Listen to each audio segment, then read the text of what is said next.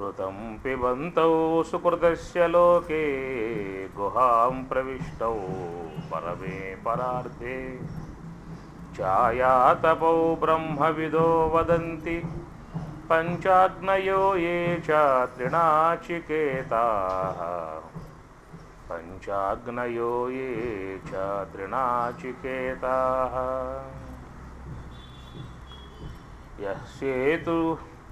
यस्येतुः ईजानानामक्षरं यत् ब्रह्म यत्परम् यस्येतुरीजानानाम् अक्षरं ब्रह्म यत्परम् अभयं तितीर्षतां पारं नाचिकेतं शकेमहि अभयं तितीर्षतां पारं नाचिकेतं शकेमहि यः सेतुः ईजानानाम् अक्षरं ब्रह्म यत्तु परम् अभयं तितीर्षतां పారం నాచికేతం శకేమహి. పై మంత్రంలో బ్రహ్మవిద వదంతి, బ్రహ్మవేత్తలు ఈ విధముగా చెప్పేటువంటి అంశముగా జీవేశ్వర అంశాన్ని చెప్పటం జరిగింది. ఒకే గుహలో ఇద్దరు చేరి ఉన్నారనేటువంటి యొక్క అంశముగా ప్రవేశించి ఉన్నట్లుగా చెప్పడం జరిగింది. గుహాం ఏకవచనం, అది ఒకే గుహలో ఇద్దరు ఉన్నట్లుగా బ్రహ్మవేద బ్రహ్మమును ఎరిగి ఉన్నటువంటి తత్వవేత్తలు వదంతి చెప్పుతూ ఉన్నారని అనే అంశం మొదటి మంత్రంలో చెప్పుకోవడం జరిగింది. యహ సేతు ఈజానానాం అక్షరం, జానానాం జానాతి తెలుసుకుంటూ ఉన్నాడు అంటారు. జానా అంటే తెలియటము, నజానా అంటే తెలియక పోవటము అని అర్థం. ఈ జానానాం అనేటువంటి పదం షష్ఠీ విభక్తి బహువచనం. జానః జానౌ జానాః జానం జానౌ జానాన్ జానేన జానాభ్యాం జానైః జానాయ జానాభ్యాం జానేభ్యః జానాత్ జానాభ్యాం జానేభ్యః జానస్య జానయోః జానానాం. ఈ జానానాం షష్ఠీ విభక్తి బహువచనం వస్తుంది. ఈ జానానాం అంటే ఈ బ్రహ్మము యొక్క విషయాన్ని తెలుసుకునేటువంటి యొక్క ఉద్దేశం కలిగి ఉన్నటువంటి వారి యొక్క అనగా లోకములో తత్వవేత్తలై ఉన్నటువంటి వారు బ్రహ్మస్వరూపమును తెలుసుకునేటువంటి యొక్క ఉద్దేశముతో ఉన్నారు. అయితే ఆ బ్రహ్మం ఎలా ఉన్నదనేటువంటి అంశముగా ఇక్కడ చెప్పుకొస్తూ ఉన్నాడు. అక్షరం బ్రహ్మ పద యత్పరం, యత్ బ్రహ్మ ఏ బ్రహ్మమైతే ఉన్నదో తత్ అక్షరం నాశరహితమై ఉన్నటువంటి యొక్క వస్తువు బ్రహ్మము. ఉపనిషత్తులు అన్నీ కూడా బ్రహ్మమునే విషయం చేస్తూ ఉన్నాయి. ఉపనిషత్తులు 108 ఉపనిషత్తులు, భగవద్గీత అన్నీ కూడా బ్రహ్మమునే విషయం చేస్తూ ఉన్నాయి. వివేక చూడమని, మహావాక దర్పణం, ఉపదేశ సాహస్రి, నైష్కర్మ్య సిద్ధి, యోగ వాసిష్టం, విచార సాగరం ఇవేవైతే ఉన్నాయో హృద్గ్రంథములు ఇవన్నీ కూడా బ్రహ్మం వైపు తిరిగి ఉన్నాయి. బ్రహ్మమునే అవి మాట్లాడుతూ ఉంటాయి. బ్రహ్మమును ఉద్దేశించే అవి వాటి పలుకులు ఉంటాయి. కాబట్టి ఇదంతా బ్రహ్మ విద్య అని చెప్పని అన్నారు. మహాత్ములు ఉండేటువంటిది బ్రహ్మనిష్ట అని చెప్పని. అందుచేత వీటిల్లో మీకు దేవతా సంబంధమై ఉన్నటువంటి యొక్క అంశములు పెద్దగా గోచరించవు. ఉపనిషత్తులలో మీకు దేవతా సంబంధమై ఉన్నటువంటి యొక్క అంశములు గోచరించవు. మీకు దేవతా సంబంధమై ఉన్నటువంటి యొక్క అంశములు గోచరించే విషయమంతా కూడా వేదం పూర్వ భాగంలో వస్తుంది. వేదం పూర్వ భాగంలో ఇంద్రుడి గురించి, చంద్రుడి గురించి, అశ్వినుల గురించి, యముని గురించి సకల దేవతలను ఉద్దేశించి బోధించేటువంటి విధానంగా ఉంటాయి వేదం పూర్వ భాగం. అందువల్ల దాంట్లో ఉన్నటువంటి వాటిలను ప్రపాఠకాలు అంటారు, సూక్తములు అంటారు, సంహితలు అంటారు, మంత్ర భాగముగా పిలువబడుతుంది వేదం పూర్వ భాగం. దాంట్లో దేవతా సంబంధ స్థుతి దాంట్లో ఉంటుంది. అదనమాట. కాబట్టి ఆ దేవతా సంబంధ విధానంగా స్తుతి ఉంటుంది. ఆ దేవతలను ఆరాధించేటువంటి విధానంగా యజ్ఞాలు ఉంటాయి. ముఖ్యంగా మీకు పూర్వ భాగంలో వచ్చే అంశమంతా యజ్ఞాలే. అనేక యజ్ఞాలు దాంట్లో చండీ యజ్ఞం, రుద్రయాగం, వరుణ యజ్ఞం, ఇవన్నీ కూడా దాంట్లో దేవతలను ఆరాధించేటువంటి విధానం గురించి వేద భాగాలలో వస్తాయి. అనగా అప్పట్లో వైదికులై ఉన్నటువంటి వారు దేవతల్ని యజ్ఞం ద్వారా ఆరాధించేవారు.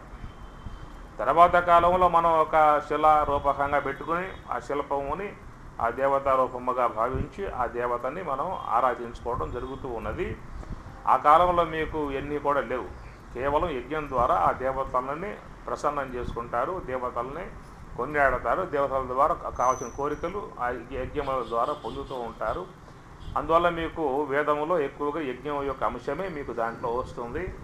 కాబట్టి ఈ దేవతా సంబంధమై ఉన్నటువంటి, ఉపాసనా సంబంధమై ఉన్నటువంటి, కామ్య సంబంధమై ఉన్నటువంటి యొక్క అలాంటి వాళ్ళందరికీ కూడా వేదం పూర్వ భాగంలో దేవతా సంబంధ విషయాలు దాంట్లో వస్తాయి. చంద్రుడి గురించి, ఇంద్రుడి గురించి, విష్ణు గురించి, శివుని గురించి అన్నీ కూడా దాంట్లో వస్తాయి అన్నమాట. అది లేదు బ్రహ్మము యొక్క విషయంగా తెలుసుకునేటువంటి యొక్క ఉద్దేశం ఉన్నట్లయితే ఈ తలుపు తీసి ఈ వైపుకి పోవలసి ఉంటుంది. దీంట్లో పోతే బ్రహ్మము యొక్క సంబంధ విషయం ఉంటుంది. వాటిలోకి పోతే దేవతా సంబంధ అంశాలు దాంట్లో అక్కడ మీకు గోచరిస్తాయి. కాబట్టి ఆ యొక్క వేదములలో చెప్పబడేటువంటి యొక్క దేవతా సంబంధ అంశాలే తర్వాత కాలంలో వేదవ్యాసుల వారు పురాణ భాగాలుగా తీసుకొచ్చేసారు. 18 పురాణాలు, విష్ణు పురాణం, దేవి భాగవతం, లింగ పురాణం, శివపురాణం, బ్రహ్మపురాణం, మార్కండేయ పురాణం వచ్చినాయి కదా. ఇవన్నీ కూడా అవన్నీ ఏంటంటే ఇంకా సులభంగా వేదములో ఉన్నటువంటి దేవతా సంబంధ మూర్తుల యొక్క విశేషాలని పురాణ భాగాలుగా చెప్పటం జరుగుతుందన్నమాట. అది అందుచేత మీకు ఉపనిషత్తుల్లోకి పోయినప్పుడు ఇక్కడ దేవతల విషయం చెప్పటం లేదు, రాముడి విషయం చెప్పటం లేదు, శివుని విషయం చెప్పటం లేదు, విష్ణు విషయం చెప్పటం లేదు అని చెప్పిన భావం రావచ్చు. ఇక్కడ అవన్నీ రావు. మీకు కావాలంటే అక్కడ చూసుకోవాలి అవన్నీ కూడా. ఇక్కడికి వస్తే కేవలం మీకు బ్రహ్మమే ఉంటుందన్నమాట. దాన్ని బ్రహ్మ విద్య అన్నారు. బ్రహ్మ విద్య, బ్రహ్మసూత్రములు. ఇది శ్రీమద్ భగవద్గీత ఉపనిషత్సు బ్రహ్మ విద్యాయాం. ఇది బ్రహ్మము యొక్క విషయం అన్నమాట. అంటే మోక్షము అనేటువంటి విషయం బ్రహ్మజ్ఞానం ద్వారా వస్తుంది. బ్రహ్మజ్ఞానం వినా మోక్ష, బ్రహ్మజ్ఞానం వినా మోక్ష ఇది వేదాంత డిండిమహ శంకరాచార్యుల వారు. కాబట్టి మోక్షం అనేటువంటి విషయం కావాల్సి వచ్చిందా అని చెప్పనంటే బ్రహ్మజ్ఞానముని అధ్యయనం చేయాల్సి ఉంటుంది. మనకు ఏదన్నా కోరికలు, మనకున్న ఇబ్బందులు, మనకున్న ఆర్థిక సమస్యలు, మనకున్నటువంటి యొక్క అనారోగ్య పరిస్థితులు ఏవైతే ఉన్నాయో అవన్నీ దేవతా సంబంధ ఉపాసనల ద్వారా తొలగించుకుంటూ ఉంటారు. అది కాబట్టి అది ప్రవృత్తి మార్గం అన్నాం, ఇది నివృత్తి మార్గముగా చెప్పటం జరుగుతుంది. కాబట్టి ఉపనిషత్తులలోకి ప్రవేశించినప్పుడు ఉపనిషత్తులలో మీకు బ్రహ్మము యొక్క విషయమే ప్రధానంగా ఉంటుందన్నమాట. ఇంకో విషయం దాంట్లో ఇంకేం రాదు మీకేక. బ్రహ్మము యొక్క ప్రాప్తి సంబంధ విషయం ఉంటుంది. కాబట్టి అక్షరం బ్రహ్మ యత్పరం, యత్ పరం ఏది శ్రేష్టమై ఉన్నదో తత్తది బ్రహ్మ అక్షరం. నాశరహితమై ఉన్నటువంటి యొక్క వస్తువుని అక్షరముగా చెప్పటం జరుగుతుంది. నక్షరతీత్యక్షరం క్షర సంరక్షణే. నా క్షరతి నశింపకుండా ఉంటుంది, క్షరం అంటే నశించటం. నా క్షరతి అది నశింపకుండా ఉంటుంది, క్షర సంరక్షణే. విశ్వములో ఉన్నవి అన్నీ కూడా క్షరములే, నశించే స్వభావం కలిగి ఉన్నటువంటివి. ఆ బ్రహ్మభవనాత్ లోకాద పునః ఆవర్తిన అర్జున. ప్రళయకాలంలో అన్ని లోకాలు పోయేటువంటివి ఏవి కూడా మిగిలి ఉండేటువంటివి కాదు.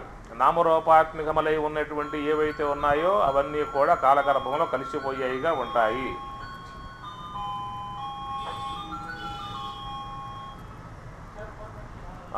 సెల్ ఫోన్లు కూడా మీరు ఆఫ్ చేసి పెట్టుకోండి, లేకపోతే సైలెంట్లో పెట్టుకోండి. సైలెంట్ అన్నా సరేలేదు, గుర్తు చేసిందిలే మీకు సెల్ ఫోన్ లాగా. అదనమాట. ఏం చెప్పండి ఇప్పుడు దీర్ఘ సమాసం.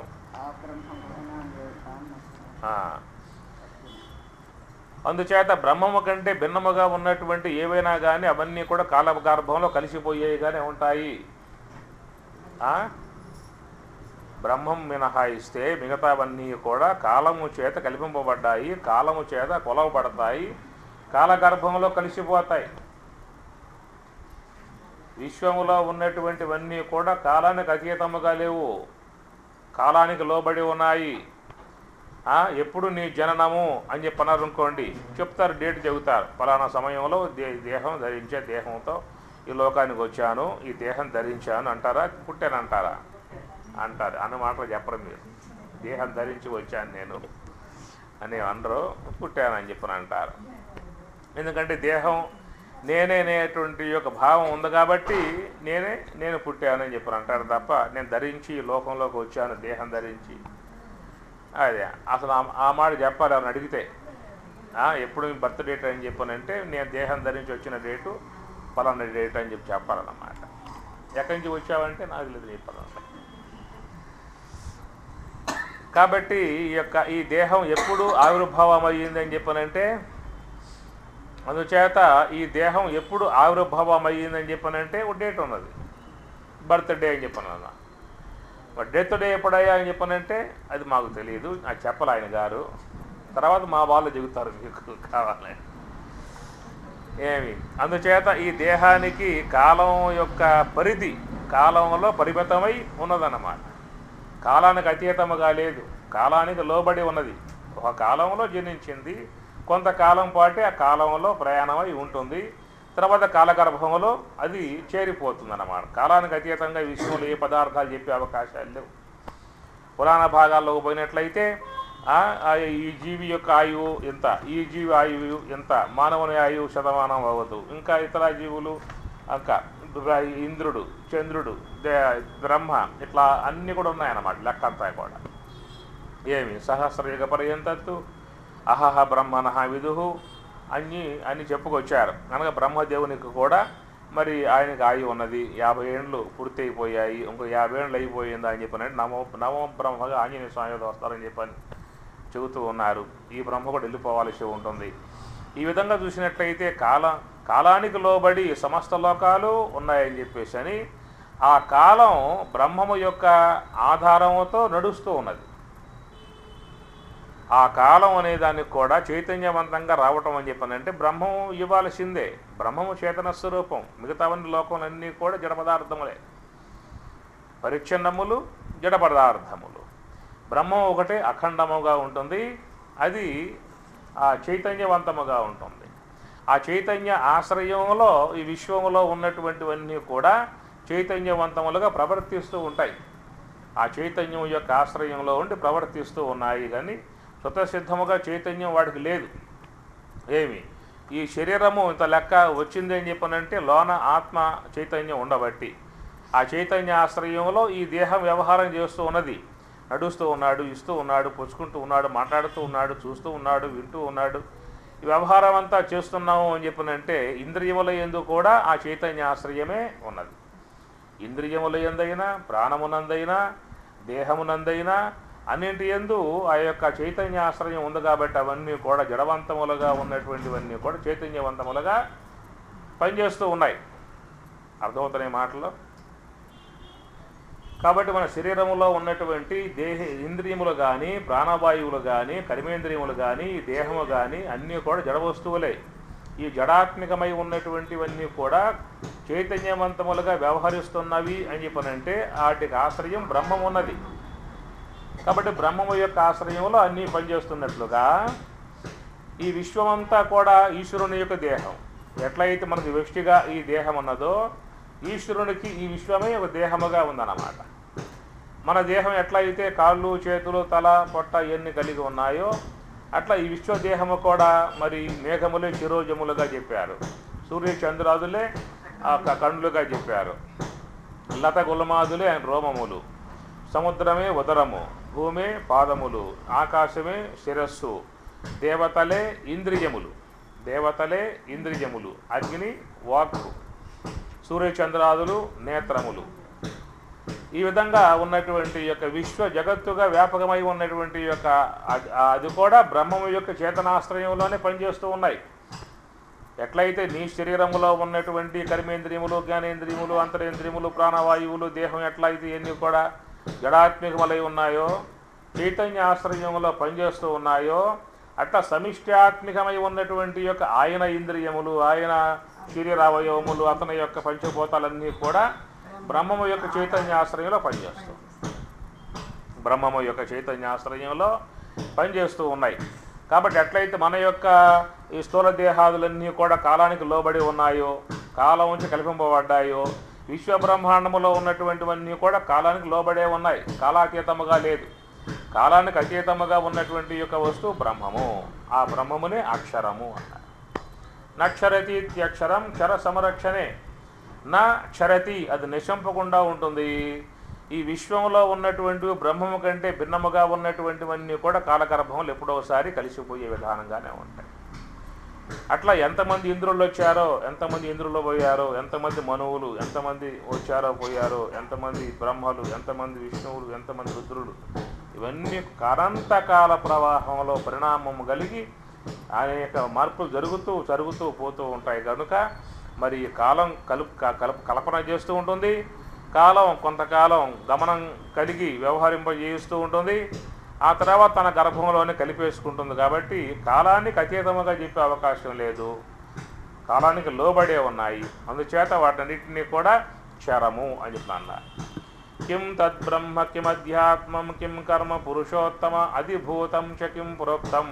అధిభూతం కిం అని అడిగినప్పుడు క్షరభావ అధిభూతం క్షరోభావ పరమాత్మ సమాధానం గీత 8వ అధ్యాయంలో. అధిభూతం క్షరోభావ, క్షర నశించే స్వభావం కలిగి ఉన్నటువంటిది. అధిభూతం అంటే ఈ పంచభూతాత్మిక విశ్వం మొత్తం. అధిభూతం, భూతం అంటే పుట్టుట. పంచభూతాలు అంటాంగా, ఆకాశము, వాయువు, అగ్ని, జలము, పృథివీ పంచభూతాలు అన్నాం. ఎందుకన్నాం భూతాలని చెప్పని? పుట్టినవి కాబట్టి భూతాలు అంట. పుట్టాయి కాబట్టి భూతం అంటే భవతి ఇది భూతం. భూతం అంటే మళ్ళీ వేరే అర్థాలకు పోమాకండి, మీరు భయపడతారు. కాబట్టి భూసత్తాయాం, భవతి అంటే పుట్టుట, భవ అంటే పుట్టుక, భవ వ్యాధి అంటల్లా, భవ వ్యాధి అనక పుట్టుక అనే వ్యాధి అన్నమాట. కాబట్టి భూతం అంటే పుట్టింది, భవతి ఇది భూతం. అందువల్ల పంచభూతాలు అనేటువంటివి పుట్టాయి. ఆ పంచభూతాంశములతో ఈ దేహాలు ఏర్పడ్డాయి అన్నమాట. ఈ దేహం ఏమిటని చెప్పారంటే పంచభూతాత్మిక అంశములతో ఈ దేహం ఏర్పడింది. అనగా లోకంలో చూస్తే పంచభూతాలు వేరువేరుగా ఉన్నాయి. భూమి వేరుగా, జలం వేరుగా, అగ్ని వేరుగా, వాయువు వేరుగా, ఆకాశం వేరు కనబడుతున్నాయి మనకి, వేరువేరుగా ఉన్నాయి. అవి ఈ దేహంలో మొత్తం కలిసిపోయి ఉన్నాయన్నమాట. ఈ దేహంలో పంచభూతాలు కలిసిపోయి ఉన్నాయన్నమాట. అందువల్ల ఈ కలిసిపోయి ఉండటం వల్ల కలగలుపుకొని ఈ దేహం అనేది వ్యవహారం చేస్తూ ఉన్నది. కాబట్టి ఏ భూతమైనా ఈ యొక్క వీటిలో వెళ్ళిపోయిందనుకో, జీవుడు ఉండే అవకాశం ఉండదే. ఏమి ఈ దేహం నుంచి గాలి వెళ్ళిపోయిందనుకో, ఇప్పుడు ఏం చేస్తారు మీరు? ఏం చేసేది ఉండదు. అంతే. అంటే కలగలుపుకుని ఉన్నాయి పంచభూతాలు, కలగలుపుకుని ఇక్కడ ఉన్నాయి కాబట్టి దేహరూపకంగా కనబడుతున్నది. ఈ కలగలుపులో ఉన్నటువంటి యొక్క పంచభూతాలలో ఏ ఒక్క భూతానికి కోపం వచ్చి సర్దుబాటు చేసుకున్నా జీవుడు మూటము సర్దుకోవాల్సిందే.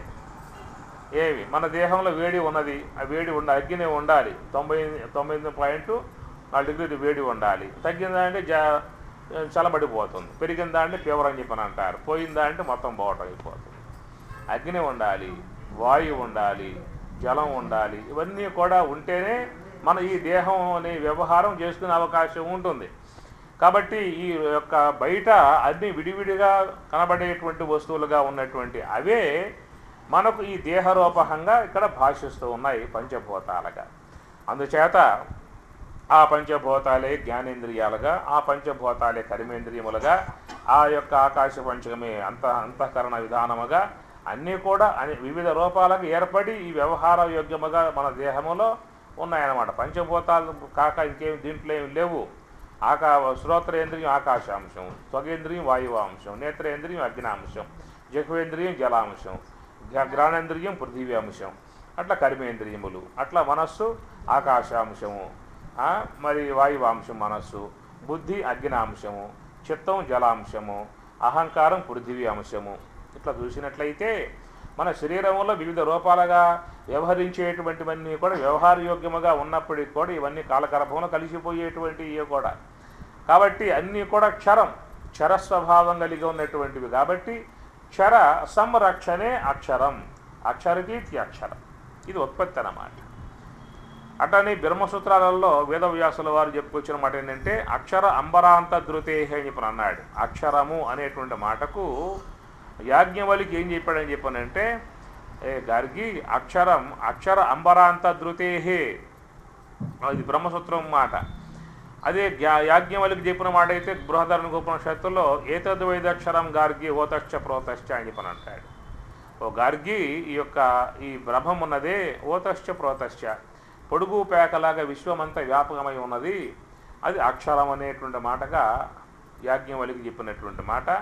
వేదవ్యాసుల వారు బ్రహ్మసూత్రాల్లో ఏం చెప్పాడంటే అక్షర అంబరాంత ధృతేహే, అంబరాంత ఆకాశ పర్యంతం వరకు ఏ యొక్క విశ్వం ఉన్నదో పదార్థాలు ఉన్నాయో ఆ విశ్వ జగత్తుని ధృతేహే ధరించి వ్యవహరింపజేసేటువంటి యొక్క వస్తువుగా ఉన్నది అక్షరము అని చెప్పి అన్నాడు. ధృతేహే ధారణ, ధృతే అంటే ధారణ అన్నమాట.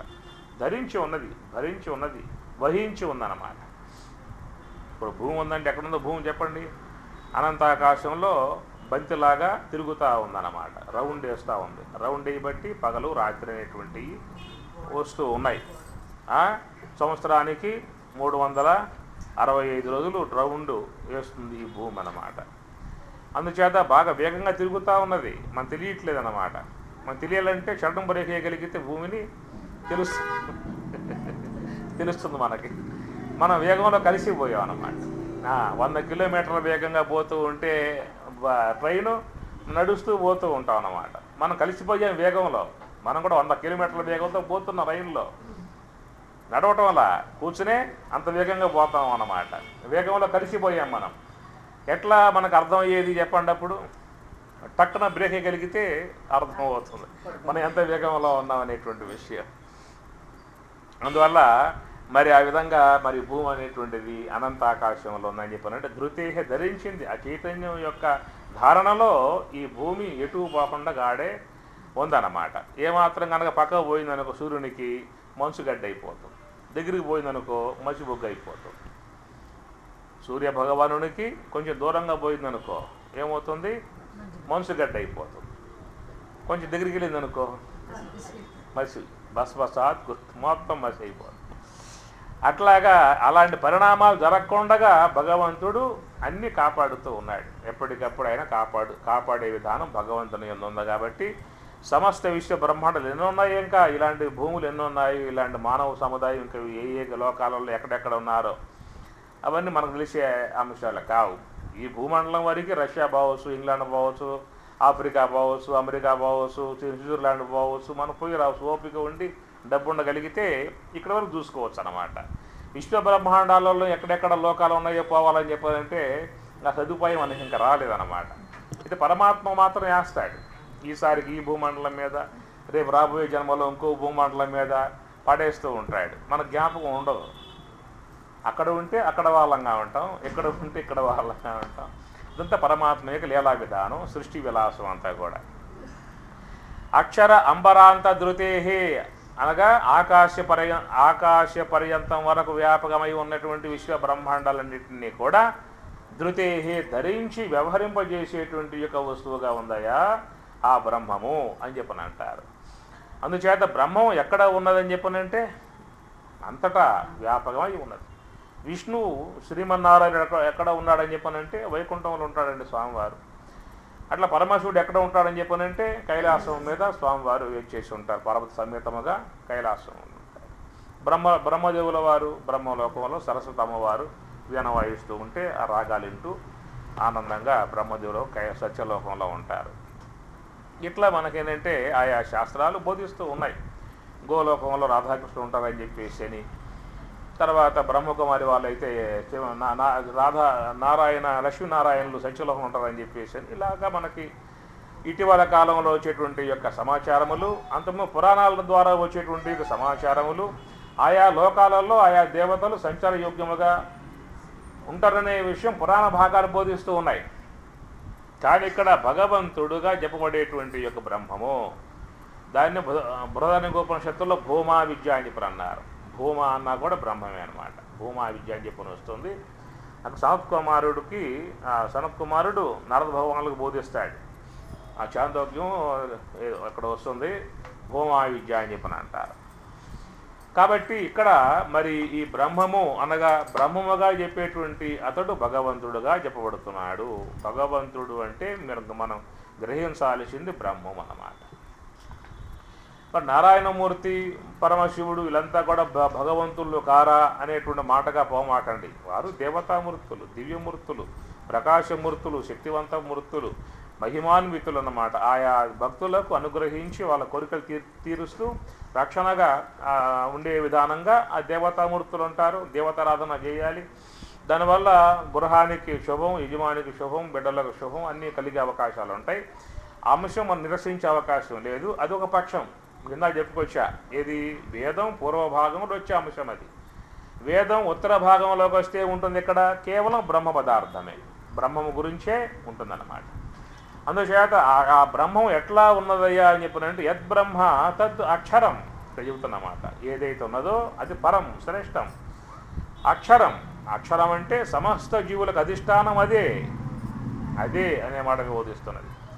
కలడంబోది కలండు గాలి కలడాకాశంబునన్ కుంభినిన్ కలడగ్నిన్ దిశలన్ పగల్ల నిశలం ఖద్యోత చంద్రాత్మలం కలడోంకారమునం త్రిమూర్తుల త్రిలింగ వ్యక్తులందంతటన్ కలడీషుండు కలండు తండ్రి వెతకంగా ఏల ఈయాయడన్ అని భాగవతం బోధిస్తున్నది.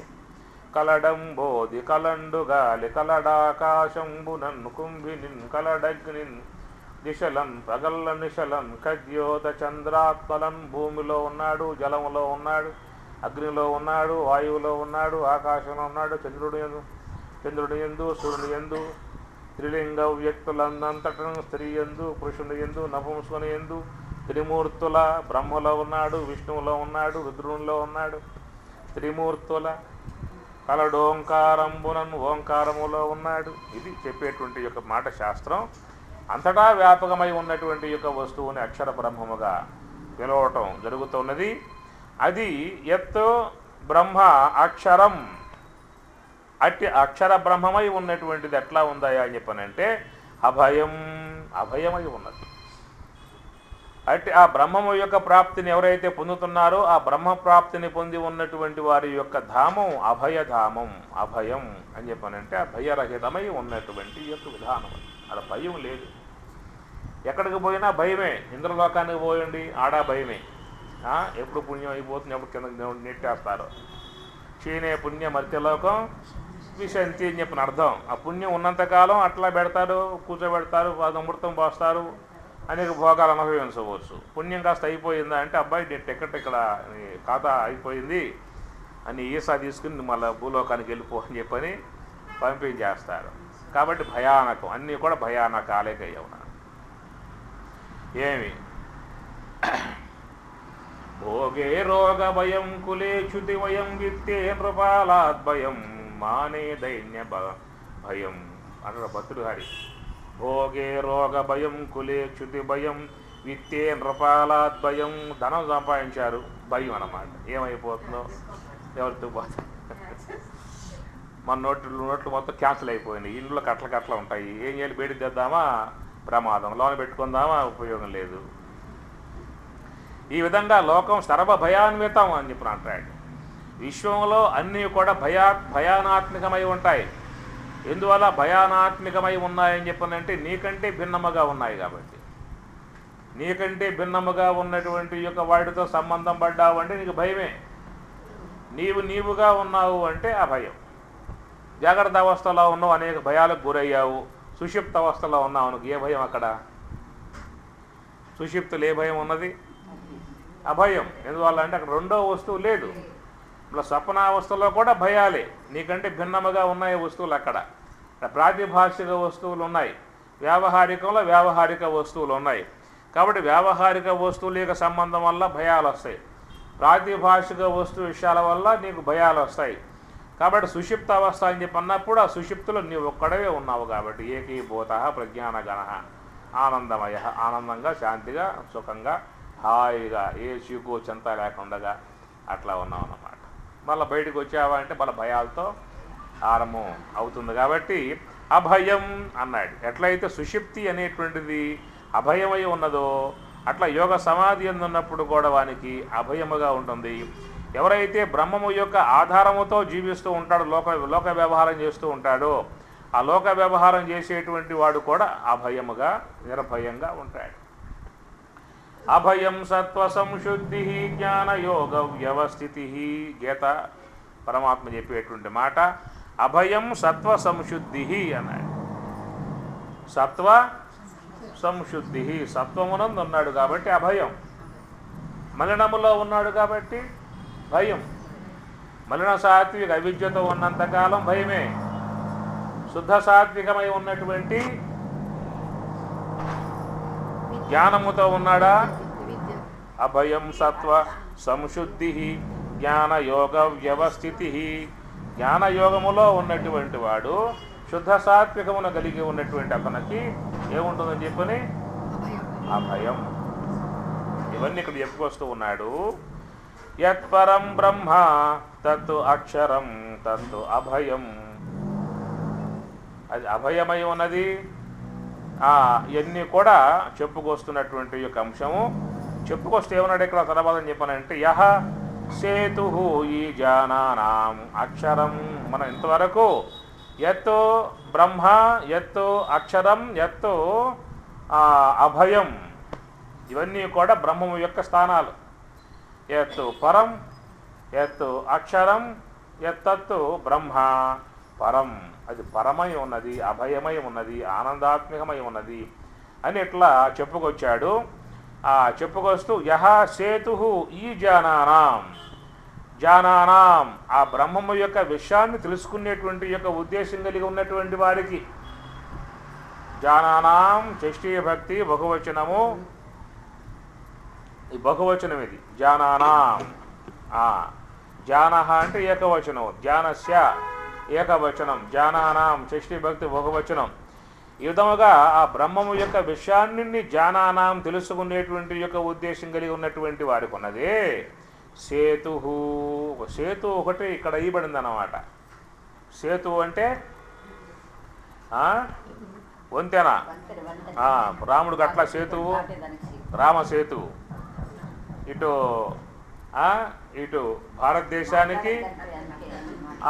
భారతదేశానికి అటు శ్రీలంకకు మధ్యలో స్వామివారు సేతు నిర్మాణం చేశాడు. అందరూ ఆ లంకలోకి వెళ్ళటానికై ఆ విధంగా నిర్మాణం చేసినట్లుగా సేతు అన్నమాట. అనుసంధానం కలిగి ఉండే విధానాల్లో దాన్ని సేతువు అని చెప్పని అంటారు. కాబట్టి ఇక్కడ ఈ బ్రహ్మము యొక్క విషయముగా ఎంతో విషయం చెప్పుకొచ్చారు. ఎత్తు పరం, ఎత్తు అక్షరం, తత్తు బ్రహ్మ, తత్తు అభయం, ఇవన్నీ కూడా చెప్పటం జరిగిందన్నమాట. ఇంకా బ్రహ్మము యొక్క విషయంగా చూసినట్లయితే తత్తు ఆనందం, తత్తు స్వప్రకాశం, తత్తు సుఖస్వరూపం, తత్తు ప్రకాశకం, ఇవన్నీ కూడా బ్రహ్మమునందు ఉండేటువంటి యొక్క లక్షణాలే ఏమి. కాబట్టి మరి అంటే ఆ బ్రహ్మాన్ని అందరూ కూడా జీవితంలో కోరుకుంటూ ఉన్నారు. లోకములో బ్రహ్మమును కోరుకోకుండా ఎవరు కూడా లేరు. అందరూ కూడా బ్రహ్మమునే అపేక్షించి ఉన్నారన్నమాట. మరి ఆ బ్రహ్మం ఎట్లా ఉంటుందనేటువంటి యొక్క మాటగా చెప్పినట్లయితే ఆ బ్రహ్మము ఆనంద స్వరూపమై ఉన్నది. ఇది శాస్త్రం చెప్పేటువంటి యొక్క మాట. ఆనందమయ అంటుంది శాస్త్రం. అట్టి ఆ బ్రహ్మము అని చెప్పన్నప్పుడు మనకి బ్రహ్మం అని చెప్పనగానే మాకెందుకయ్యా బ్రహ్మం, మాకేం బ్రహ్మం వల్ల మాకేం పని ఉన్నది, మమ్మల్ని బ్రహ్మ ప్రాప్తిని పొందమని చెప్పి అంటున్నావు కదా, మాకు పొందితే మాకు వచ్చే లాభం ఏమిటి, మాకు బ్రహ్మం ఎందుకు అనే మాటగా బ్రహ్మము అని చెప్పి అన్నప్పుడు చాలా వరకు వ్యక్తుల్లో ఇలాంటి భావాలు కలిగే అవకాశం ఉంటుంది. కానీ లోకంలో అందరూ కూడా బ్రహ్మం యొక్క వైపుకే తిరిగి ఉన్నారు, ఆనందం వైపుకే తిరిగి ఉన్నారు. నువ్వు ఏ కార్యమైనా చేయగాక ఆనందం కోసంగానే చేస్తావు తప్ప దుఃఖం కోసంగా చేయవుగా. ఎందుకు డబ్బు సంపాదిస్తున్నావు అంటే ఆనందంగా ఉండటానికి, ఎందుకు గృహం కట్టుకుంటున్నావు అంటే ఆనందంగా ఉండటానికి. కాబట్టి మన యొక్క ఏ యొక్క అపేక్ష ఆనందాత్మకమై ఉన్నదో ఆ ఆనందము ఆ వస్తువు యొక్క ఆశ్రయంలో పొందాలని చెప్పిన భావం, ఆ వస్తువు యొక్క ఆశ్రయంలో పొందాలనే భావన. కానీ ఆ వస్తువులో ఆనందం లేదు. ఒకవేళ నువ్వు ఆనందాన్ని పొందినప్పటికి కూడా ఆనందం బ్రహ్మము నుంచి రావాలే కానీ నీకు వస్తువు నుంచి వచ్చే అవకాశం లేదు. అందువల్ల లోకంలో ఎవరన్నా అడగండి మీరు ఏం కావాలరా అంటే శాంతిగా ఉండాలి, ఆనందంగా ఉండాలి భావాలే ప్రతి ఒక్క వ్యక్తిలో ఉంటాయి. కాబట్టి అందరూ కూడా ఏ వైపుకు తిరిగి ఉన్నారయ్యా అని చెప్పనంటే పొద్దుతిరుగుడు ఏ వైపు తిరిగి ఉంటుంది? ఈ వైపు సూర్యుడు ఉన్నాడు, ఈ వైపు తిరిగి ఉంటుంది. ఆ వైపుకి వస్తే ఆ వైపు తిరుగుతుంది. అట్లాగా నువ్వు ఏ యొక్క వైపుకు ప్రయాణం చేస్తూ ఉన్నప్పుడు కూడా నీ ప్రయాణం అంతా కూడా ఆనందం వైపుకే. ఏమి ఏ యథా మాం ప్రపద్యంతి భజామ్యహం మమ వర్తమానువర్తంతే మనుష్యాః పార్థ సర్వశః. మనుష్యాః మానవులంతా కూడా లోకంలో ఉన్నటువంటి యొక్క ఈ మానవ సముదాయం అంతా కూడా మనుష్యాః సర్వప్రాణయః. ఒక మనుషులే కాదు, సర్వప్రాణయః. ప్రాణినో ప్రాణయః. సర్వప్రాణులు కూడా మరి ఆ యొక్క పరమాత్మనే కోరుకుంటూ ఉన్నాయి. ఏ జీవైనా ఏం కోరుకుంటాయి? మేము కూడా మీలాగా ఆనందంగా ఉండాలి అంటే ఇవి కూడా భాష వస్తే చెప్పుకుంటాయి. నువ్వు ఎట్లయితే బతకాలన్న అపేక్ష నీకున్నదో మాకు బతకాలన్న అపేక్ష మాకు ఉన్నది. నువ్వు ఎట్లా ఆనందాన్ని అపేక్షిస్తున్నావు మేము కూడా ఆనందంగా ఉండే ఉద్దేశంతో మేము కూడా ఉన్నామని చెప్పని చెబుతీ అన్నమాట. కాబట్టి మనకి వాడి కమ్యూనికేషన్ లేదు, భాషా వ్యవహారం మనకి వాటికి లేదన్నమాట. మన భాష మనకు ఉన్నది, వాటి భాష వాడికి ఉన్నదన్నమాట. ప్రతి ప్రాణికి లోకంలో భాషలు ఉంటాయి. భాష లేకుండా ఏ ప్రాణి కూడా నిర్మాణం కాదు. ఒకసారి బెల్లం మొక్క ఉంటే వచ్చేమో దాన్ని చూస్తే అరగంట లోపల మొత్తం వేల చేమలు వచ్చి లైన్లో నిలబడి వస్తూ పోతూ చేస్తూ ఉంటాయి. ఎట్లా పోయింది సమాచారం? అంటే సెల్ ఫోన్లు ఉన్నాయా? ఏమున్నాయి వాడికి చెప్పండి. వాడికి భాష అన్నమాట. అక్కడ పదార్థం ఉంది, పదండి తిందామని చెప్పిన ఉద్దేశంతో అన్నీ చెప్పుకున్నాయి. కాబట్టి మొత్తం పిల్ల జల్ల గొడ్డు గోద మొత్తం కదిలి లైన్గా వస్తూ ఉంటాయన్నమాట. అవన్నీ కూడా కొంచెం గమేక్షణ కొట్టాడు, చుట్టూ వస్తాయా? దుర్మార్గుడురా, గమేక్షణ కొట్టాడు, చనిపోతాం మనం, పోమాకండి మొత్తం వెళ్ళిపోతాడు. వాడి భాష ఉన్నది, వాటి భాష వాడిది, మన భాష మనది. ఇప్పుడు మనమేమన్నాం అనుకోండి, ఉత్తరాది పోతాం, హిందీ వస్తే పర్వాలా, రాకపోతే మనం చెప్పి వాళ్ళకి అర్థం కాదు, పరిస్థితి మనకు అర్థం కాదు. పక్క వాళ్ళని అడగాలి, అయ్యే ఇది ఈ పదార్థాన్ని ఏమంటారో నువ్వు చెప్పు వాడికి, ఇది అంత ఖరీదు కూడా నువ్వు చెప్పు ఆయనకి, అడగమంటాడు. ఇది గందరగోళం. కాబట్టి ఏంటంటే లోకంలో అన్ని ప్రాణులు కూడా పరమాత్మ వైపుకే తిరిగే ఉన్నాయి. ఏమి మమ వర్తమా అనువర్తంతే. మమ నా యొక్క వర్తమా మార్గం, నా మార్గంలోనే ఉన్నాయి, నా వైపుకే తిరిగి ఉన్నాయి. నేనంటే ఎవరు? బ్రహ్మము. అహం బ్రహ్మణ ప్రతిష్ట. నేను బ్రహ్మము. పరమాత్మ గీతలో చెప్పాడు 14వ అధ్యాయంలో, అహం బ్రహ్మణ ప్రతిష్ట, బ్రహ్మణోహం ప్రతిష్టాహం అమృతస్యావ్య యశ.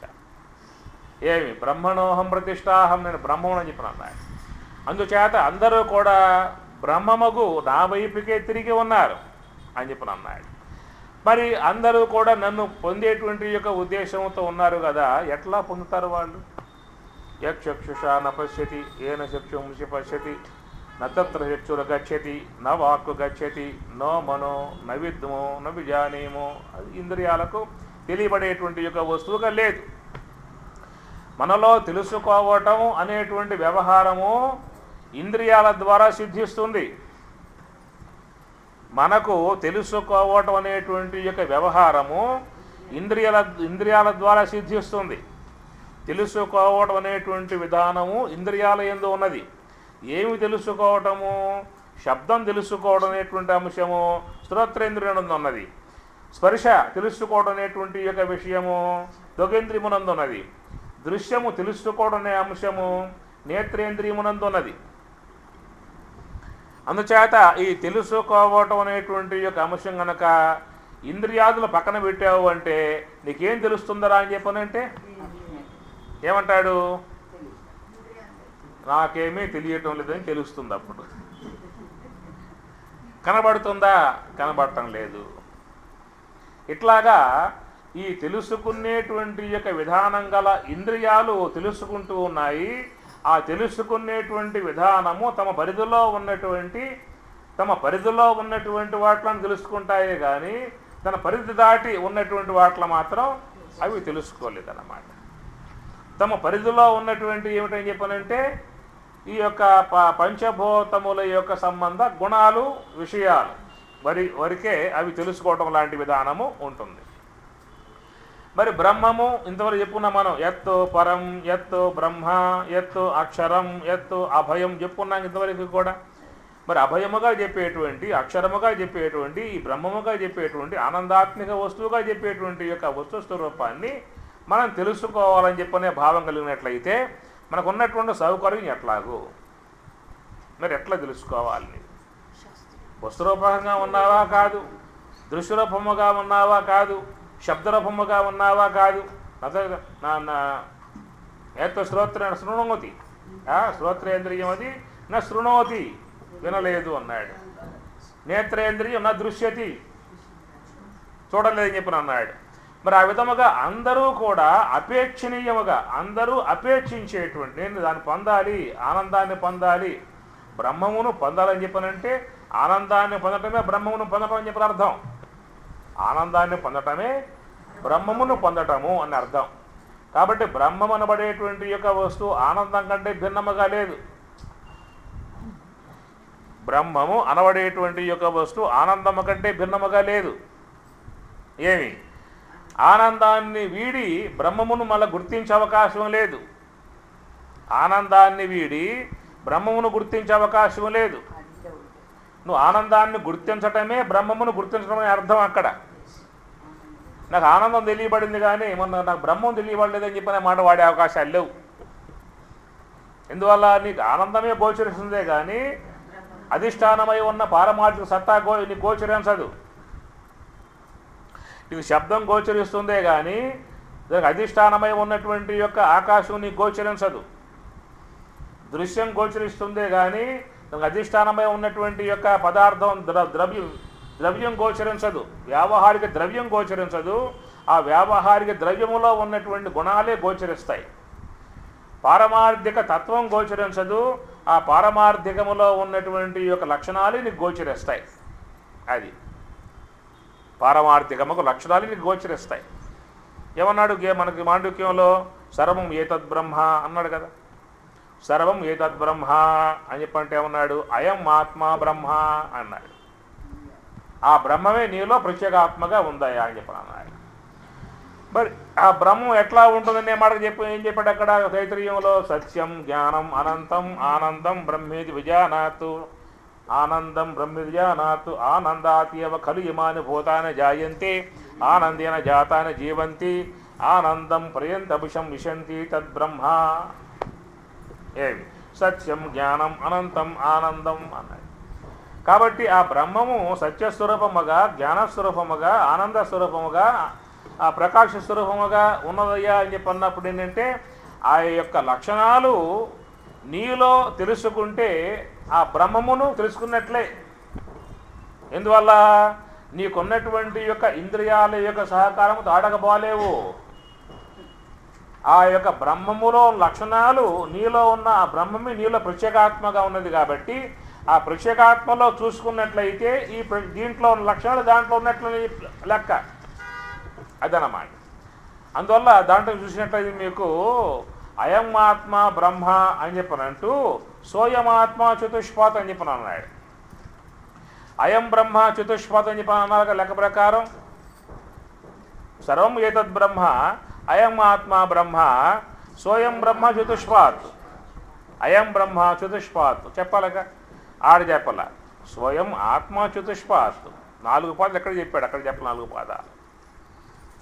ఎందువల్ల కారణాలు దాని మీద ఉండే విచారణ మళ్ళీ వేరే దానికి ఉంటుంది అనుకోండి.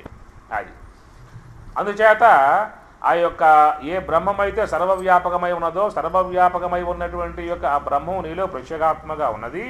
ఆ ప్రత్యేగాత్మగా ఉన్నటువంటి యొక్క ఆత్మయే సత్యం జ్ఞానం అనంతం ఆనందం. సత్యం ఉన్నది, ఉందా లేదా అంటే ఉన్నది అన్నమాట. అది అన్ని కాలాలలో ఉన్నది, అన్ని అవస్థలలో ఉన్నది. ఏమి? ఈ జాగ్రత్త అవస్థలో ఉన్నది, స్వప్నావస్థలో ఉన్నది, సుషుప్త అవస్థలో ఉన్నది. జాగ్రత్త అవస్థలో స్వప్నం సుషుప్తులు లేవు, స్వప్నావస్థలో జాగ్రత్త అవస్థ లేదు, సుషుప్త అవస్థలో స్వప్న జాగ్రత్తలో 2 లేవు. కానీ నీవు మాత్రం ఉన్నావు కదా. అస్తిత్వముగా ఉన్నటువంటి యొక్క ఆత్మ ఉనికి అది అన్ని అవస్థలలో ఉన్నది కాబట్టి అది అస్తిత్వపు లక్షణం. ఇది జాగ్రత్త అవస్థ తెలుసుకుంటూ ఉన్నావు, ఇది స్వప్నావస్థ తెలుసుకుంటూ ఉన్నావు, సుషుప్త అవస్థ తెలుసుకుంటూ ఉన్నావు. ఈ తెలుసుకోవటాన్ని జ్ఞానం. ఉన్నానన్నదేమో అస్తిత్వపు లక్షణం, తెలుసుకోవటమేమో జ్ఞానత్వపు లక్షణం అన్నమాట. అది ఆనందం.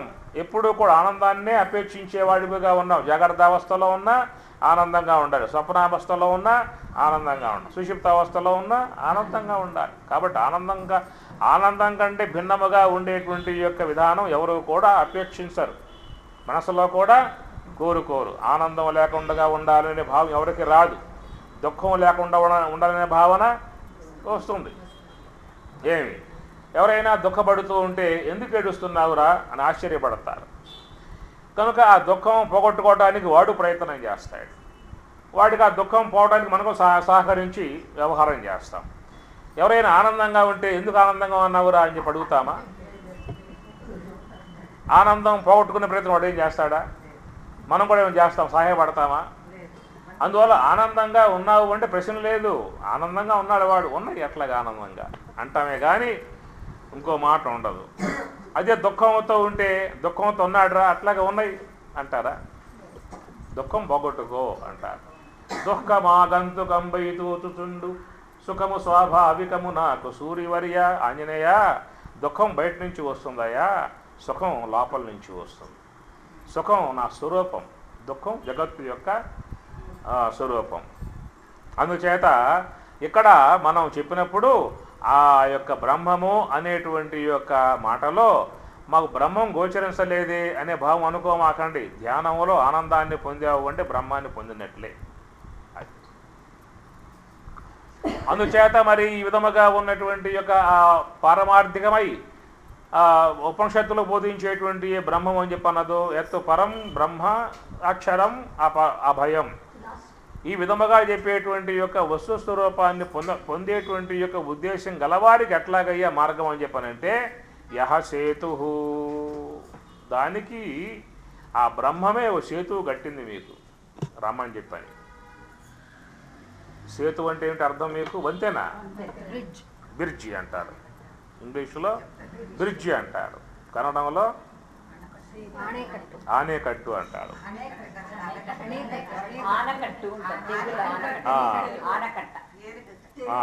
కన్నడంలో ఆనేకట్టు అంటారు. ఆనేకట్టు. తమిళంలో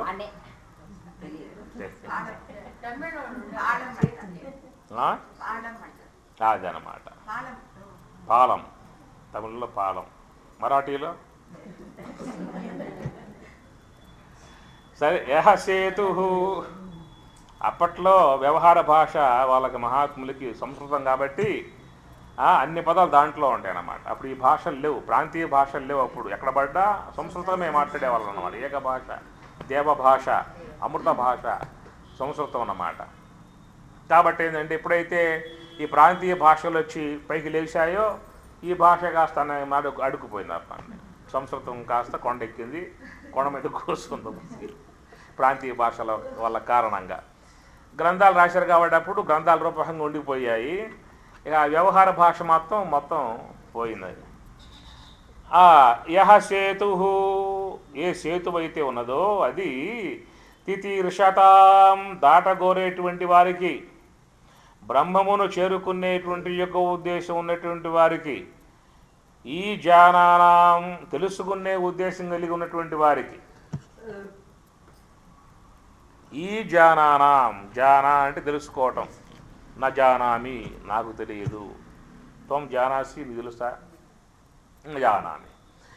అందుచేత ఈ జానానాం, ఎవరైతే ఆ విధముగా చెప్పబడ్డటువంటి యత్తు అక్షరం, యత్తు బ్రహ్మ, యత్తు అభయం చెప్పాడుగా, అన్ని బ్రహ్మము యొక్క లక్షణాలే. ఆ బ్రహ్మము ఆనందము, ఆ బ్రహ్మము సుఖస్వరూపము, ఆ బ్రహ్మముని అందరూ అపేక్షించి ఉన్నారు. బ్రహ్మమును పొందే ఉద్దేశంతోనే అందరూ కూడా పాటుపడుతూ ఉన్నారు. ఎవరెవరి శ్రమంతా కూడా వాళ్ళకి ఆ బ్రహ్మము యొక్క ఆ దివ్యత్వాన్ని పొందేటువంటి యొక్క భావనగా ఉన్నారు. బ్రహ్మం అంటే తెలియదు వాళ్ళకి, బ్రహ్మం ఆనంద స్వరూపం అని చెప్పని తెలియదు వాళ్ళకి. కానీ ఆ బ్రహ్మము యొక్క ఆనందత్వపు లక్షణం ప్రపంచ వస్తువులలో ఉన్నట్లుగా భావిస్తూ ఉన్నాడు. ఆ ప్రపంచ వస్తువులు కనుక పొందినట్లయితే మనం కోరుకునే ఆనందాన్ని మనం పొందే అవకాశం ఉంటుంది అనే భావంతో లోకమంతా ఉన్నది. లోకమంతా కూడా ఆ భావంలో ఉన్నది. తత్వవేత్తలు మాత్రమే, బ్రహ్మవేత్తలు మాత్రమే మనం అపేక్షించేటువంటి యొక్క ఆనందత్వము దాంట్లో పారమార్థిక వస్తువులు ఉందే తప్ప వ్యావహారిక వస్తువులలో అది లేదని చెప్పేసి. వ్యావహారిక వస్తువులలో ఏముంటుంది? దుఃఖం ఉంటుంది, అశాంతి ఉంటుంది, బాధలు ఉంటాయి, భయం ఉంటుంది, అనేకం కూడా వ్యావహారిక వస్తువులలో ఉంటాయి. పారమార్థిక వస్తువులో కేవలం ఆనందమే అని ఉంటున్నాను. పారమార్థిక వస్తువులో కేవలం ఆనందమే ఉంటుందన్నమాట. అందువల్ల మనం వ్యావహారిక వస్తువుల యందు వ్యవహరిస్తున్నాం కాబట్టి, వ్యావహారిక వస్తువుల యొక్క అపేక్షతో పోతున్నాం కాబట్టి మనకేమవుతుందని చెప్పనంటే మనం కోరుకునేదేమో రావటం లేదు. మనం కోరకుండగా వద్దనుకునేవన్నీ కూడా వచ్చి పడుతూ ఉన్నాయి. అశాంతి, బాధలు, రోగములు, దుఃఖములు, బాధలు ఇవన్నీ కూడా వచ్చి పడుతూ ఉన్నాయి. మనమేం కోరుకోవాలి రమ్మని చెప్పేసి మనమేం కోరుకోవాలా. ఎందువల్ల వస్తున్నాయి? నువ్వు వచ్చావు కంటే మేము వస్తున్నాం అని చెప్పి అంటాయి. అవన్నీ కూడా మేము వచ్చిన ఆనందం కోసం అని చెప్పి మనం అంటాం. ఇప్పుడు ఆనందం లేదు, ఎందుకు వచ్చిన వీళ్ళకి అని చెప్పి అంటాయి అవన్నీ కూడా. అందుచేత తత్వవేత్తలే ఉన్నటువంటి వాళ్ళు చెప్పేది ఏంటంటే నువ్వు కొనుక్కునే ఆనందం పారమార్థిక వస్తువులు ఉన్నది, కానీ వ్యావహారిక వస్తువుల మాత్రం మనకు తెలియదు. ఏం చేయాలి మరి? కోరుకుంటూ ఉన్నాం, ఆనందాన్ని అయితే కోరుకుంటూ ఉన్నాం, ఎక్కడుందనే అంశం మాత్రం తెలియదు అన్నమాట. అందుచేత సకల జీవులు, పిల్లవాడు, పెద్దవాడు, ముసలివాడు, రాష్ట్రపతి, ముఖ్యమంత్రి అందరూ కూడా ఆనందాన్ని అపేక్షించి ఉన్నారు. కాబట్టి అంటే ఆనందాన్ని పొందేందుకు గల ఉపాయం ఏమిటయ్యా అని చెప్పనంటే యహ సేతు, ఈ సేతు అన్నమాట. ఏదా సేతు అని చెప్పనంటే నివృత్తి మార్గము అని అర్థం. యహ సేతు అంటే వంతెన. ఏదా వంతెన? నీకు నివృత్తి మార్గం. యోగ చిత్తవృత్తి నిరోధ అన్నాడు. ఏవి? చిత్తవృత్తి నిరోధ అన్నాడు. ఎన్నయ్య రకాల చిత్తవృత్తులు? ప్రమాణ, విపర్యయ, వికల్ప, నిద్ర, స్మృతి, పంచవృత్తయ. యోగ చిత్తవృత్తి నిరోధ. ఎట్లా నిరోధం చేయాలనే మాటకి యమ నియమాసన, యమ నియమ ఆసన, ప్రాణాయామ, ప్రత్యాహార, ధారణ, ధ్యాన, సమాధయ, అష్టౌ అంగాని అని చెప్పుకొచ్చాడు. సరే, ఆ సూత్రం అట్లాగా ఉందనుకోండి. అందుచేత ఇక్కడ మరి ఏదయ్యా సేతువు? ఎక్కడుందే సేతు? రామసేతువా, కృష్ణ సేతువా, విష్ణువు సేతువా? ఎక్కడా సేతు అని చెప్పానంటే ఇది బ్రహ్మ సేతువు. బ్రహ్మమే ఆ సేతు వారధి నిర్మాణం చేసిందన్నమాట. మనమైతే నిర్మాణం చేసుకుంటాం. అవతల ఒడ్డుకు పోవాలంటే యువతల ఒడ్డు నుంచి వంతెన వేసుకుంటాం, లేదంటే చక్కబల్ల కట్టుకుంటాం. ఉన్నంతలో మనం నిర్మాణాలు చేసుకుని ప్రయాణం చేస్తూ ఉంటాం. అట్లా మరి ఆ బ్రహ్మం అనేటువంటి యొక్క వస్తువా యక్షుషా న పశ్యతి, నేత్రానికి గోచరించదు, ఇంద్రియాలకు గోచరించదు. అతీతముగా ఉన్నటువంటి యొక్క వస్తువు ఎంత అతీతముగా ఉందనేటువంటి యొక్క మాట మీకు భగవద్గీతలో పరమాత్మ వాడతాడు. భూమి, ఆపః, అనలః, వాయు, కం, మనః, బుద్ధి ఏవచ అహంకార ఇతి యమ్మే భిన్నా ప్రకృతి అష్టదా. 8 విధములుగా ఉన్నటువంటి యొక్క ప్రకృతి నీకు మధ్యలో ఉందన్నమాట. అది దాటాలి. భూమి, దానికంటే సూక్ష్మం గల వస్తువు జలం, దానికంటే సూక్ష్మం వ్యాపక వస్తువు అగ్ని, దానికంటే సూక్ష్మం వ్యాపకం వాయువు, దానికంటే సూక్ష్మం వ్యాపకం ఆకాశం, దానికంటే ఇంకా సూక్ష్మముగా అహంకార తత్వం, దానికంటే ఇంకా సూక్ష్మముగా మహాతత్వం, దానికంటే ఇంకా సూక్ష్మముగా అవ్యక్తత్వం, దానికంటే మహాసూక్ష్మముగా బ్రహ్మం ఉందన్నమాట. అణోరణీయాన్ మహతో మహీయాన్ ఆత్మాస్య జంతో నిహితం గుహాయాం. అనురణీయాన్ మహతో మహీయాన్ ఆత్మ అస్య జంతోహో నిహితం గుహాయం. అస్య జంతోహో అంటే అస్య ఈ జంతోహో, జంతువులంటే మానవులే. అస్య జంతోహో అంటే మానవులే. మమ్మల్ని జంతువులు అంటారా? ఆ మాట వాడింది ఎవరు అసలు? ఆయన పట్టుకోండి మా ముందుకి, పట్టు కొడతా. అస్య జంతోహో ఎందువల్ల పదం వాడాడు? జ అంటే పుట్టడం, జనీ ప్రాదుర్భావే. జనని అంటల అమ్మగారిని, తల్లి జనని, జనకుడు తండ్రి, ఇద్దరు కన్నారు. జనని జనకుడు. జ అంటే పుట్టుట, జంతోహో పుట్టాయి కాబట్టి జంతువులు అని అర్థం.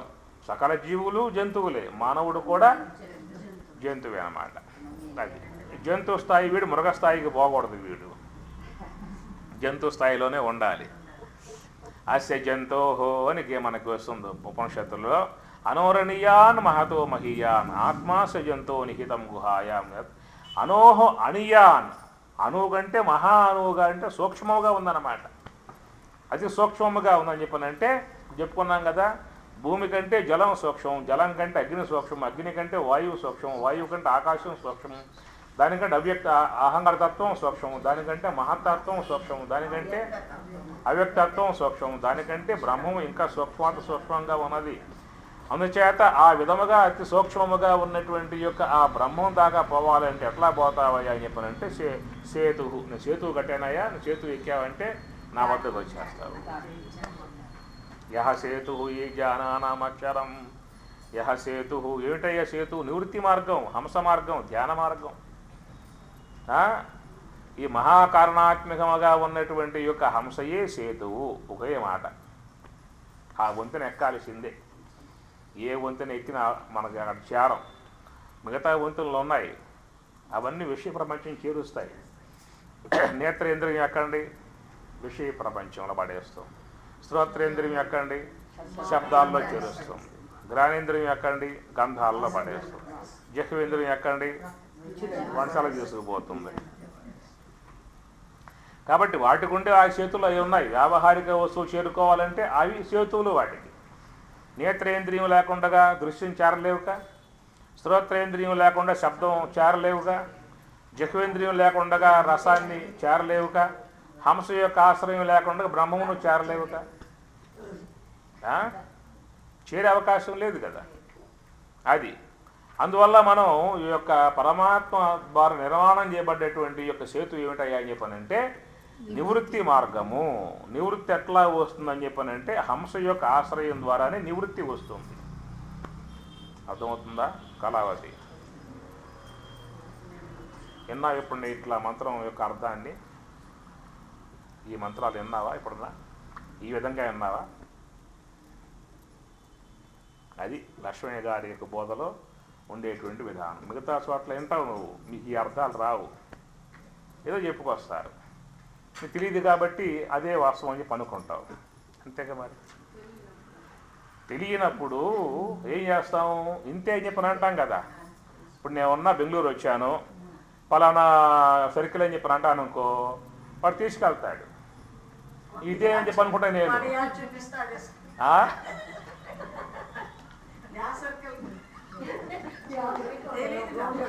వాడు తీసుకుపోతూ ఉంటే ఇదేనేవో మార్గం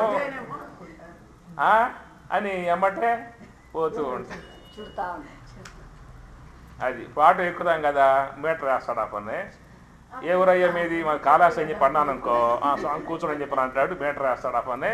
ఈ తిప్పి తిప్పి తిప్పి తిప్పి ఆ పక్కన ఎక్కుతా అమ్మగారి ఇంటికాడ వాడు ఏం చేస్తాడు, తీసుకుపోయి అటు విజయనగరము, అటు కెంగేరి గింగేరి మొత్తం తిప్పుకొచ్చి పెద్ద బిల్లు చూపిస్తాడు. అది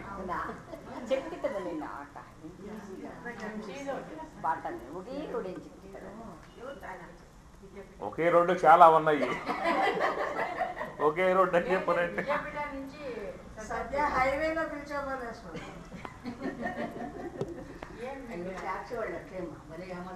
యహ సేతు ఈ జనానాం అక్షరం యత్పరం. అయిపోయిందా? రాండి నా వైపుకు, రండి ఇక నా వైపుకు తిరగండి.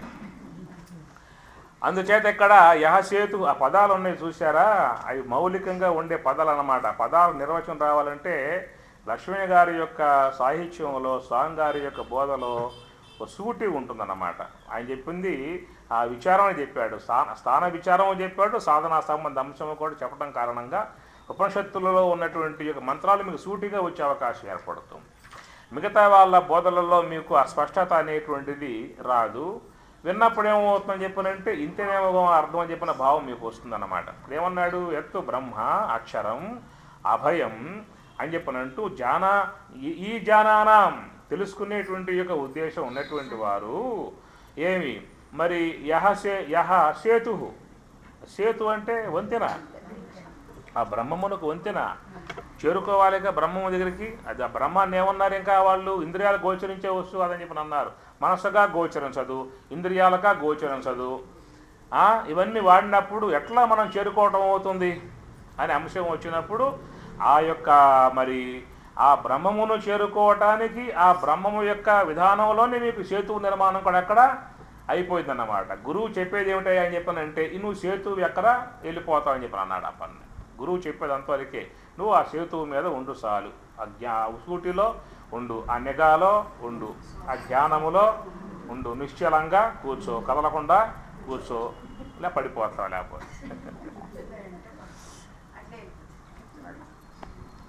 ఈ విధంగా ఎప్పుడైతే నీ మనసు అనేటువంటి యొక్క వస్తువుని ఆ యొక్క హంసతో అనుసంధానం చేశావో, సేతువుతో అనుసంధానం చేశావో, ఏమి భగవద్ బ్రహ్మం వద్దకు పోవటానికి అనగా మరి పారం చేరుకు, ఆ పదం వాడాడు ఇక్కడ, పారం అనే పదం వాడాడు.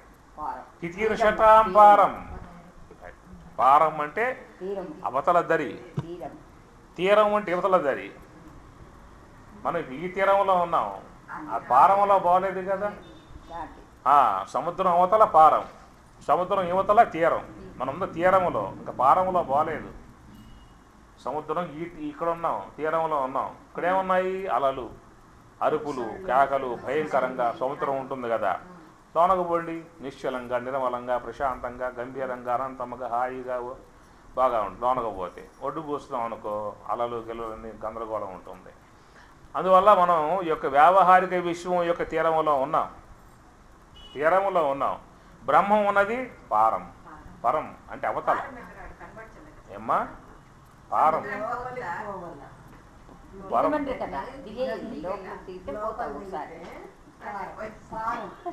కాబట్టి బ్రహ్మం ఉన్నటువంటి యొక్క అది పారం, పరం, పరం, పరం సంబంధమే పారం, తీరం. కాబట్టి మనం ఉన్నటువంటి యొక్క వ్యావహారిక వస్తువు యొక్క సంబంధముగా ఉన్నటువంటి సాంసారిక తీరములో, వ్యావహారిక వస్తువు తీరములో మిథ్యా వస్తువులు, నశ్వర వస్తువులు, పరిణామ వస్తువులు, మాయా వస్తువులు, దుఃఖ వస్తువులు ఎప్పుడు కూడా భయాందోళనలతో పొందేటువంటి ఇక్కడ ఉన్నాం. లేచామా అని చెప్పినప్పుడు వణికిపోతూ ఉంటాం, భయపడుతూ ఉంటాం, అన్నీ కూడా వచ్చేస్తూ ఉంటాయి అన్నమాట.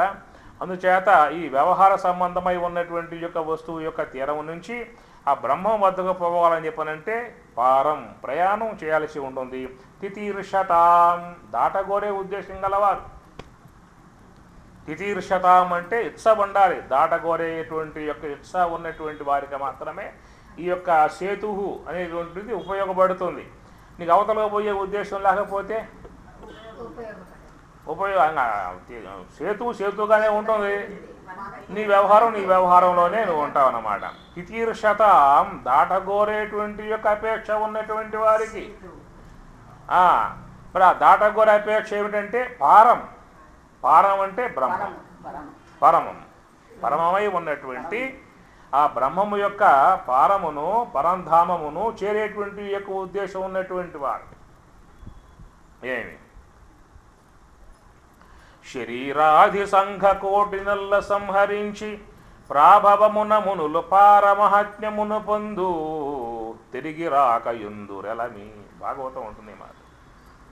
శరీరాధి సంఘ కోటి నెల్ల సంహరించి ప్రాభవమున పారమహాత్మ్యమును బంది తిరిగి రాకయుందురు.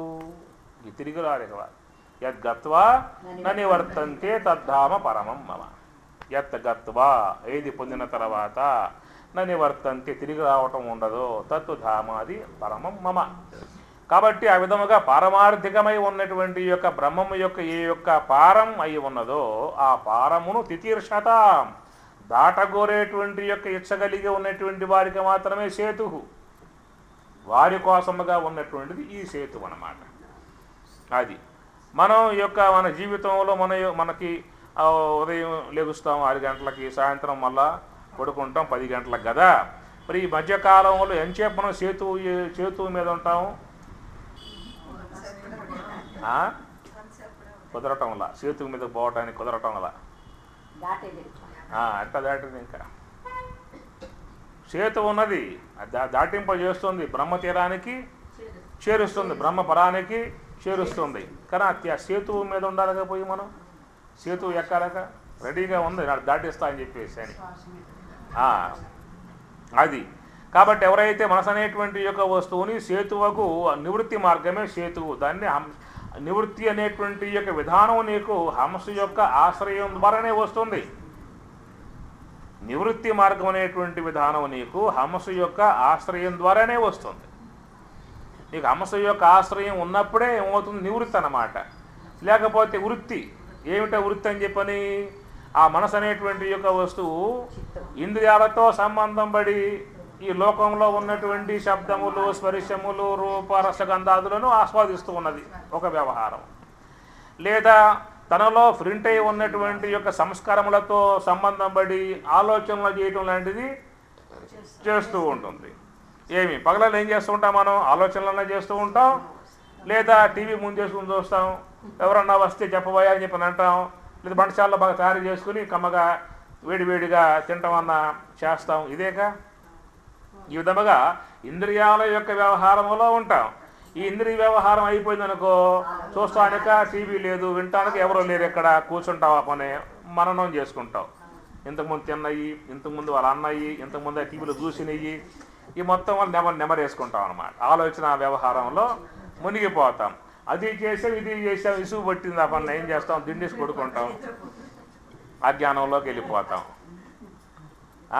ఎక్కడికి పోతాం? అజ్ఞానం, సుషిప్తావస్థ. అజ్ఞానంతో సంబంధం పడతాం. ఇంద్రియాలతో సంబంధం ఇసుకెత్తింది, ఆలోచనలు వాటితో ఇసుకెత్తింది. ఈ రెండు వద్దనుకున్నావు, నువ్వేం చేస్తామని చెప్పానంటే సుషిప్తి అజ్ఞానంతో మిళితమైపోతాం, అజ్ఞానంలో పోయి మునకేస్తాం ఆ పని. అది సేతు మాత్రం అక్కడ, ఆ సేతు మాత్రం అట్లాగే ఆడే ఉంటుంది. ఆ సేతు మాత్రం అది ఎక్కడికి పోదు. కానీ విని విని విని తిని తిని ఇసుగు పుట్టింది కదా, సేతు కాడకు పోతామంటే అడగబోం. మళ్ళా పోతే అజ్ఞానంలో కన్నా పోతాం, లేదా విషయాలలో కన్నా పోతాం, లేదా ఆలోచనలో కన్నా పోతాం తప్ప ఆ సేతు కాడ కూర్చునే ప్రయత్నం చేస్తామా అని చెప్పానంటే ఏమ్మా చేసేవాళ్ళు చేస్తారు. అది చేసేవాళ్ళు చేస్తారు, ఉన్నారు, లేకుండా లేదు, లేకుండా లేదు, లేకుండా లేకపోవాలా, ఉన్నారు, వాళ్ళు ఉన్నారు. ఉపన్యాసం వింటూ ఉన్నారు. వింటూ ఉన్నప్పుడు మధ్య మధ్యలో కూడా ఏం చేస్తూ ఉంటారు? సేతు మీద ఉంటామా? ఆ దేవతను ఆశ్రయిస్తామా అని చెప్పారంటే ఆ దేవత కమ్మగా చల్లగా హాయిగా ఉంటుంది కాబట్టి ఆడికి వెళ్తాం అన్నమాట. అందుట్లో టిఫిన్ చేసి ఉంటాం, క్లైమేట్ చల్లగా ఉన్నది, పైగా ఫ్యాన్ వేసుకుంటాం, పక్కన గోడ ఉంటుంది వెనకాల అండగా దండిగా. కాబట్టి మెల్లమెల్లగా సుషుప్తి అవస్థకి వెళ్ళిపోవాలి. యహ సేతు ఈ జానానాం తితీర్షతాం, దాటగోరే వారికి, జానానాం తెలుసుకునే ఉద్దేశం గల వారికి ఉన్నదే అది సేతు అన్నమాట.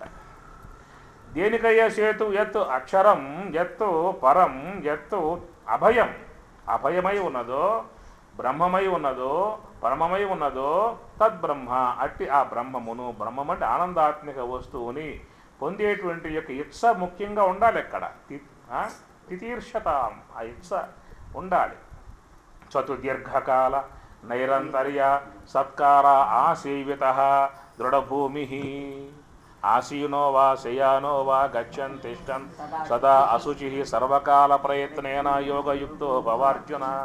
ఉంటారు అట్లాగా. కూర్చున్న ధ్యానమే, నుంచున్న ధ్యానమే, నడుస్తున్న ధ్యానమే. గమనిక, ఉనికి అన్నమాట. తన ఉనికిలో ఉంటాడు, తన గమనికలో ఉంటాడు. అది ఎట్లా వస్తుంది? చేయగా చేయగా చేయగా అభ్యాసం వల్ల వస్తుంది. ప్రాక్టీస్. అభ్యాస యోగయుక్తేన చేతసన అన్యగామిన పరమం పురుషం. ఇది అభ్యాస యోగం అన్నమాట. ఏమి అభ్యాసనతో వైరాగ్యం గృహ్యతే, అభ్యాసనతో కౌంతేయ వైరాగ్యేన చ గృహ్యతే. అందువల్ల అతనిలో ఆ దిట్టక్ష రావాలి, ఆ యొక్క ఉత్సుకత రావాలి, ఆ జిజ్ఞాస రావాలి. వచ్చినప్పుడు అతడు అహర్నిశలు కూడా ఆ సాధన యందే ఉంటాడు. కాబట్టి ఎప్పుడైతే ఆ సాధన యందు ఉన్నప్పుడు ఆ పారమార్థిక ప్రయోజనం, పారమార్థికం యొక్క గొప్పతనం, పారమార్థికం ఉన్నటువంటి యొక్క సౌలభ్యం, ఆ పారమార్థికంలో ఉన్నటువంటి ఆనందం, ఆ ప్రశాంతత, ఆ నిర్మలత్వం అవన్నీ సవి చూసినప్పుడు ఈ గందరగోళం అనేటువంటి యొక్క దాన్ని అంతగా పెట్టుకోడు. ఎక్కువగా ఏ వ్యవహారంలో ఉంటాడు, ఉన్నా కానీ తన యొక్క ఉనికి మాత్రం ఆ వైపుకే తిరిగి ఉంటుందన్నమాట. తింటూ ఉంటాడు అయినా ఉనికిలో ఉంటాడు, అది వింటూ ఉంటాడు అయినా ఉనికిలో ఉంటాడు. వినే విషయాలు కూడా ఎక్కువగా పెట్టుకోడు. ఎవరన్నా వస్తారనుకో, అబ్బాయి ఏమిటి విషయం, కట్టే కొట్టే తెచ్చే పెట్టేసి సోది పెట్టమాక అని చెప్పని అంటాడు. తనకుందకు ఉనికి ఒకటి, తన ఉనికిలో ఉండేటువంటి దానికి ఎక్కువగా ప్రాముఖ్యత అనేటువంటిది ఇస్తూ ఉంటాడన్నమాట. అందుచేత ఇక్కడ ఏం చెప్పుకున్నాం, సేతు అనేటువంటి విషయంలో మనము అని చెప్పనంటే భూమి, జలము, అగ్ని, వాయువు, ఆకాశం అనగా భూమి యొక్క సంబంధం ఏమో జ్ఞానేంద్రియం, జల సంబంధం ఏమో జిహ్వేంద్రియం, అగ్ని సంబంధం ఏమో నేత్రేంద్రియం, వాయు సంబంధం ఏమో త్వగేంద్రియం, ఆకాశ సంబంధం ఏమో శ్రోత్రేంద్రియం. ఏమి తర్వాత అంతరేంద్రియములుగా మనస్సు, బుద్ధి, అహంకారం అన్నమాట. అష్టద 8 విధములుగా ఉన్నటువంటి ప్రకృతి. ఇక్కడి నుంచి మొదలు పెట్టుకుంటే అక్కడ దాకా 8 విధములుగా ఉన్నటువంటి ప్రకృతి అన్నమాట. మనం ఈ 8 విధములుగా ఉన్నటువంటి యొక్క ప్రకృతిని వ్యవహారం యొక్క విధానంలో వాడుకుంటూ ఉన్నాం. వ్యావహారిక వస్తు జ్ఞానాన్ని మనం పొందుతూ ఉన్నాం. ఇంద్రియాన్ని పరాణ్యాహు ఇంద్రియేభ్య పరం మనః మనసస్తు పరాబుద్ధి యో బుద్ధే పరతస్సు సహ గీత చెప్పినమాట. కాబట్టి విషయములు, ఇంద్రియములు, మనస్సు, బుద్ధి, ఆత్మ అన్నాడు గీతలో. అందువల్ల మనం ఏం చేస్తున్నామంటే అహంకారం, బుద్ధి, మనస్సు, ఇంద్రియములు, విషయాలు ఈ వైపుకి వస్తూ ఉన్నాం. మన ప్రయాణం అదే. లెగిసామా అని చెప్పనంటే బుద్ధి, మనస్సు, ఇంద్రియాలు, విషయాలు ఇటు వస్తూ ఉన్నాం. మహాత్ములైతే విషయములు, ఇంద్రియాలు, మనస్సు, బుద్ధి, అహంకారం, బ్రహ్మం. అది నివృత్తి, ప్రవృత్తి. అమ్మ అష్టదా 8 విధములుగా ఉన్న ప్రకృతి. అష్టదా పరమాత్మ అన్నమాట. అష్టదా 8 విధములుగా ఉన్నటువంటి ప్రకృతి. అది సమిష్టిలో అది, వెష్టిలో ఇది. వెష్టిలో ఏమిటని చెప్పాలంటే జ్ఞానేంద్రియం పృథివీ, జ్ఞానేంద్రియం పృథివీ, జిహ్వేంద్రియం జలం, నేత్రేంద్రియం అగ్ని, త్వగేంద్రియం వాయువు, శ్రోత్రేంద్రియం ఆకాశము, ఇవన్నీ కూడా అన్నమాట. ఈ విధముగా ఆ నివృత్తి మార్గములో సేతు ఆ యొక్క సాధనలో ఉన్నప్పుడు ఏమవుతుంది ఏం చెప్పినట్టు ధ్యానములో ముందు పృథివీ అంశం జడమవుతుంది, జలాంశం జడమవుతుంది, అగ్ని అంశం జడమవుతుంది, వాయువాంశం జడమవుతుంది, ఆకాశాంశం జడమవుతుంది. ఆ తర్వాత మయ్యేవ మన ఆదస్వ మై బుద్ధిం నివేశయ నివసిష్యసి మయ్యేవా అత్ర న సంశయ.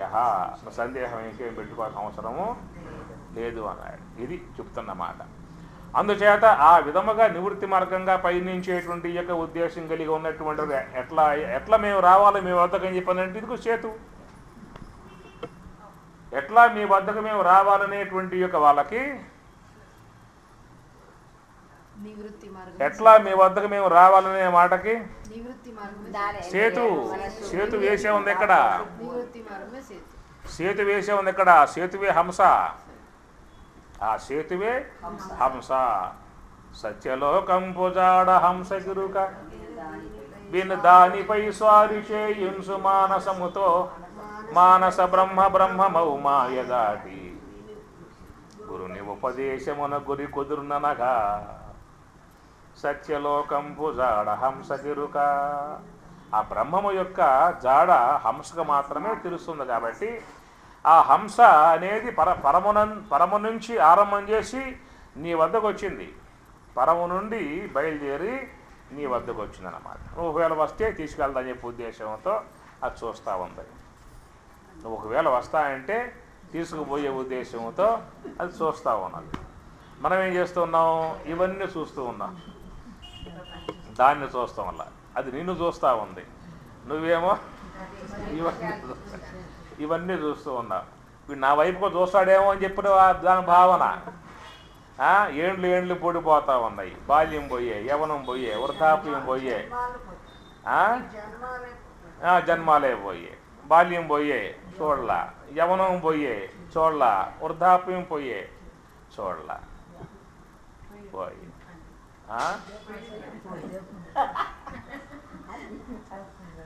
చూశాడా అంటే చూసిన విధానము లేదు.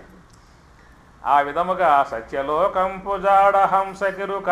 అందుచేత ఆ హంస అనేటువంటిదియే ఇక్కడ సేతువు. మీ శాస్త్రాలలో చెప్పిన మాట ఇదే. ఏ శాస్త్రం తీసుకున్నా మీకు హంస యొక్క విధానాన్ని మహాత్ములు బోధిస్తారు. ఆడిడి హంసను జోడెడబాయక వేడుక నాదము కూడుట యోగము. ఆడిడి హంసను జోడెడబాయక వేడుక నాదము చూచుట యోగము. కుండలి శక్తిని కుదురుగా నిలిపి పండు వెన్నెలలో నిండుట యోగము.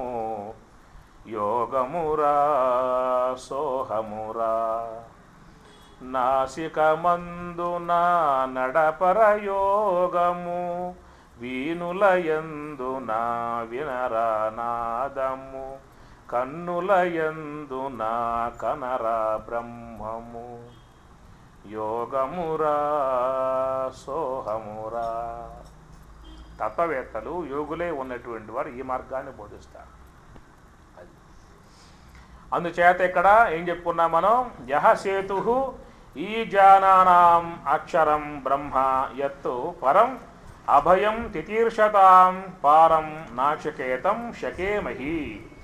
ఈ విధముగా ఏదైతే ఈ జానానాం తెలుసుకునేటువంటి యొక్క ఉద్దేశం గలవారే ఉన్నారో, తితీర్షతాం దాటగోరేటువంటి ఇచ్చగలిగి ఉన్నారో, పారం తితీర్షతాం పారం తితీర్షతాం అనగా పరమాత్మ ఉండేటువంటి యొక్క ఆ పారమును తితీర్షతాం చేరుకునేటువంటి ఇచ్చగలిగి ఉన్నారో అట్టివారు ఈ సేతువు, ఈ సేతువు యొక్క ఆశ్రయం ద్వారా వారు జ్ఞాతం శకేమహి, జ్ఞాతం తెలుసుకున్నటకు శకేమహి సమర్థులము అగుచున్నాము. శకేమహి అది బహువచనం. అది శకేమహి సమర్థులం అగుచున్నాము. అందరం కూడా ఆ బ్రహ్మమును చేరుకోవటానికి మనం శక్తివంతులము సమర్థులము అగుచున్నాము అన్నారు. కాబట్టి ఇక్కడ మరి యొక్క పదాలన్నీ కూడా పారం అనే మాట, తితీర్షతాం చేరుకునేటువంటి యొక్క మాట, ఆ చేరుకునేటువంటి యొక్క ఉద్దేశంగా ఉన్నటువంటి వారికి సేతువు అది బ్రహ్మము యొక్క పరమాత్మను చేర్చేటువంటి వస్తువుగా ఆ సేతు అనేటువంటిది హంస అనేటువంటిది ఉన్నది. ఎందుకంటే హంస అనబడేటువంటి యొక్క వస్తువు పరమాత్మ యొక్క ఆశ్రయంలో నుంచి పుట్టి బయటికి వస్తూ ఉన్నది. ఏమి హంస అనేటువంటిది పరమార్థముకు పరమాత్మ నుండి పుట్టి అది బయటికి వస్తూ ఉన్నది. ఏమి ఈ ఇంద్రియములు అనబడేటువంటివి పంచభూతాల నుంచి పుట్టి అవి వచ్చాయన్నమాట, మన వద్దకు వచ్చాయి. ఇంద్రియాలు పంచభూతాల నుంచి పుట్టి మన వద్దకు వచ్చాయి. హంసేమో పరమాత్మ నుండి పుట్టి అది మన వద్దకు వచ్చింది. రెండే ఉన్నాయి వస్తువులు, వ్యావహారిక వస్తువు పారమార్థిక వస్తువు. ఇంద్రియ గోచరము ఇంద్రియ అగోచరము.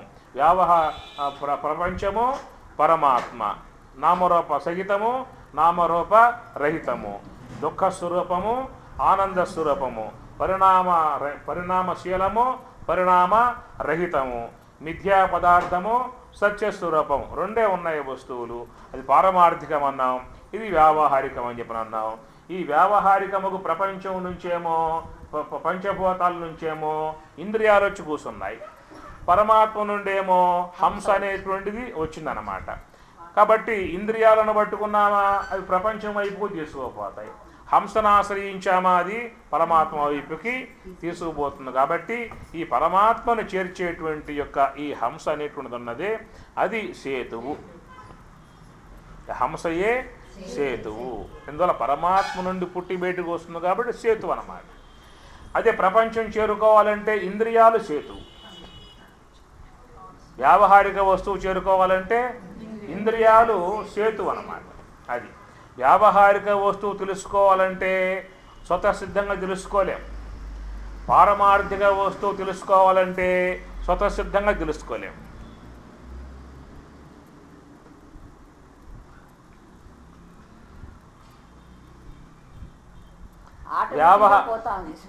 వ్యావహారిక వస్తువు అజ్ఞాతమై ఉన్నది, వ్యావహారిక వస్తువు అజ్ఞాతమై ఉన్నది.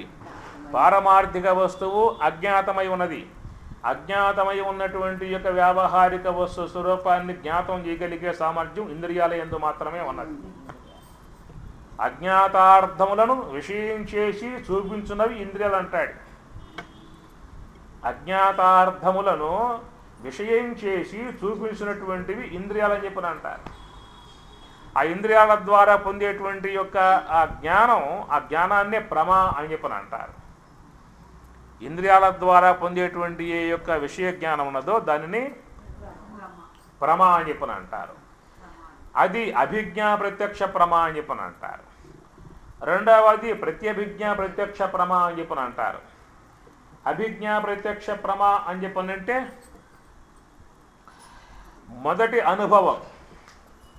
మొదటి అనుభవాన్ని ఇంద్రియములు కలిగేటువంటి ఇంద్రియ విషయ సన్నికర్ష అని చెప్పని అంటారు.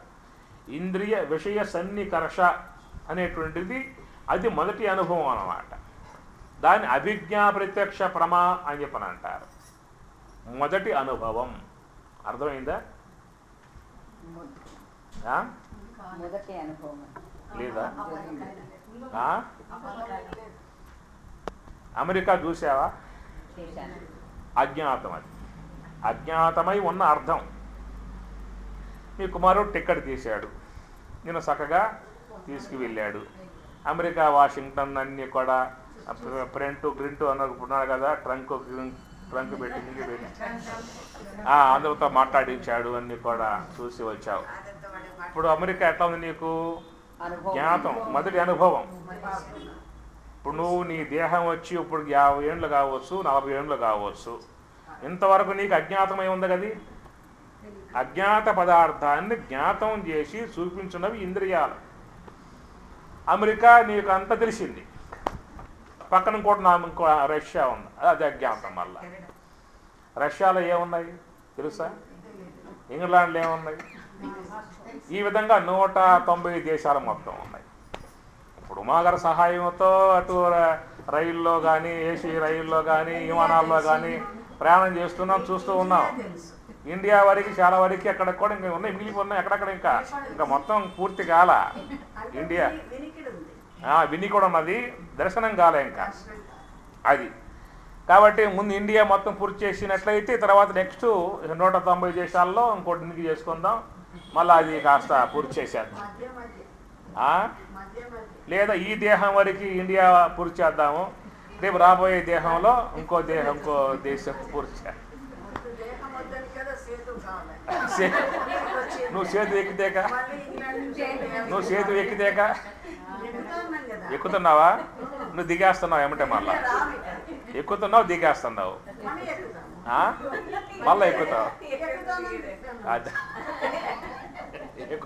ఎక్కుతున్నా దిక్కుతుంది.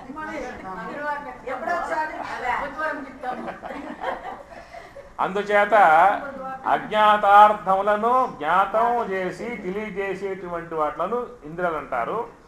ఇంద్రియ విషయ సన్నికర్ష అది జ్ఞానత్వానికి హేతు అన్నమాట. ఏవి? ఇంద్రియ విషయ సన్నికర్ష. అమెరికా పోయావు కదా, ఇంద్రియ విషయ సన్నికర్ష సంబంధం ఏర్పడింది అన్నమాట. విషయాలకి ఇంద్రియాలకి సంబంధం ఏర్పడటం కారణంగా ఏమైంది? ఓహో, అమెరికా అంటే ఎట్లా ఉంటుందా, ఇక్కడ చెట్లు ఎట్లా ఉంటాయా, ఇండ్లు ఎట్లా ఉంటాయా, మనుషులు ఎట్లా ఉంటారా, ఇక్కడ పశువులు ఎట్లా ఉంటాయా, తెల్లగా, శునకాలు ఎర్రగా ఉంటాయా అనే జ్ఞానం కలిగింది కదా. ఆ జ్ఞానాన్ని మొదటి అనుభవం అంటారు. మొదటి అనుభవం అది అభిజ్ఞా ప్రత్యక్ష ప్రమా అని చెప్పినాడు అంటారు దాన్ని. అది ఏమి మరి ఉమాగారితో కళావతి అమ్మగారు యాత్ర బయలుదేరింది, ఓ ప్రాంతంలో పోతా ఉన్నది.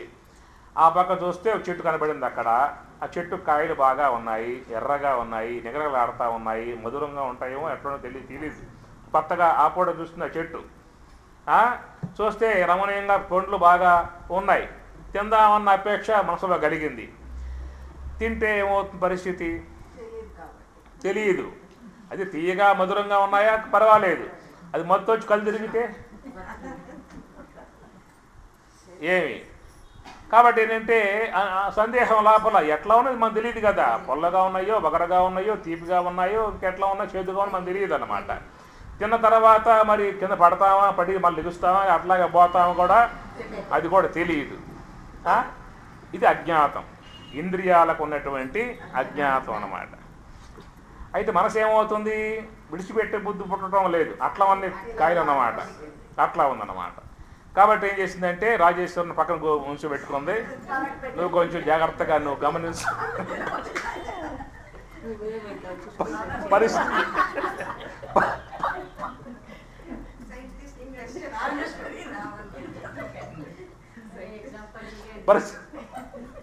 పరిస్థితి మారిపోతే అప్పుడు నెంబర్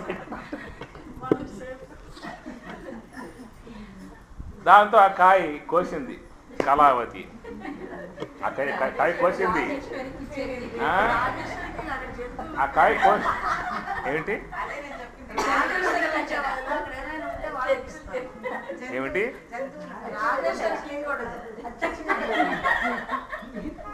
ఆమె తిందో నువ్వు ముందు తినమని చెప్పి అంటుంది, నువ్వు తిన్నాక నాకు చెప్పు అప్పుడు ఎట్లా ఉందో అప్పుడు నేను స్టార్ట్ చేసుకుంటా అంటుంది అన్నమాట. ఆమె తింద ముందు అపేక్ష ఆమె ఉంది కాబట్టి తినటానికి చెప్పి అంటుంది కాబట్టి తినమని చెప్పి అంటుంది. సరే కాయ కోసింది, చూస్తే ఎట్లా బ్రహ్మాండంగా మధురం అనిపించేట్లుగా ఎర్రగా నున్నగా గుండ్రంగా అద్భుతంగా ఉందన్నమాట.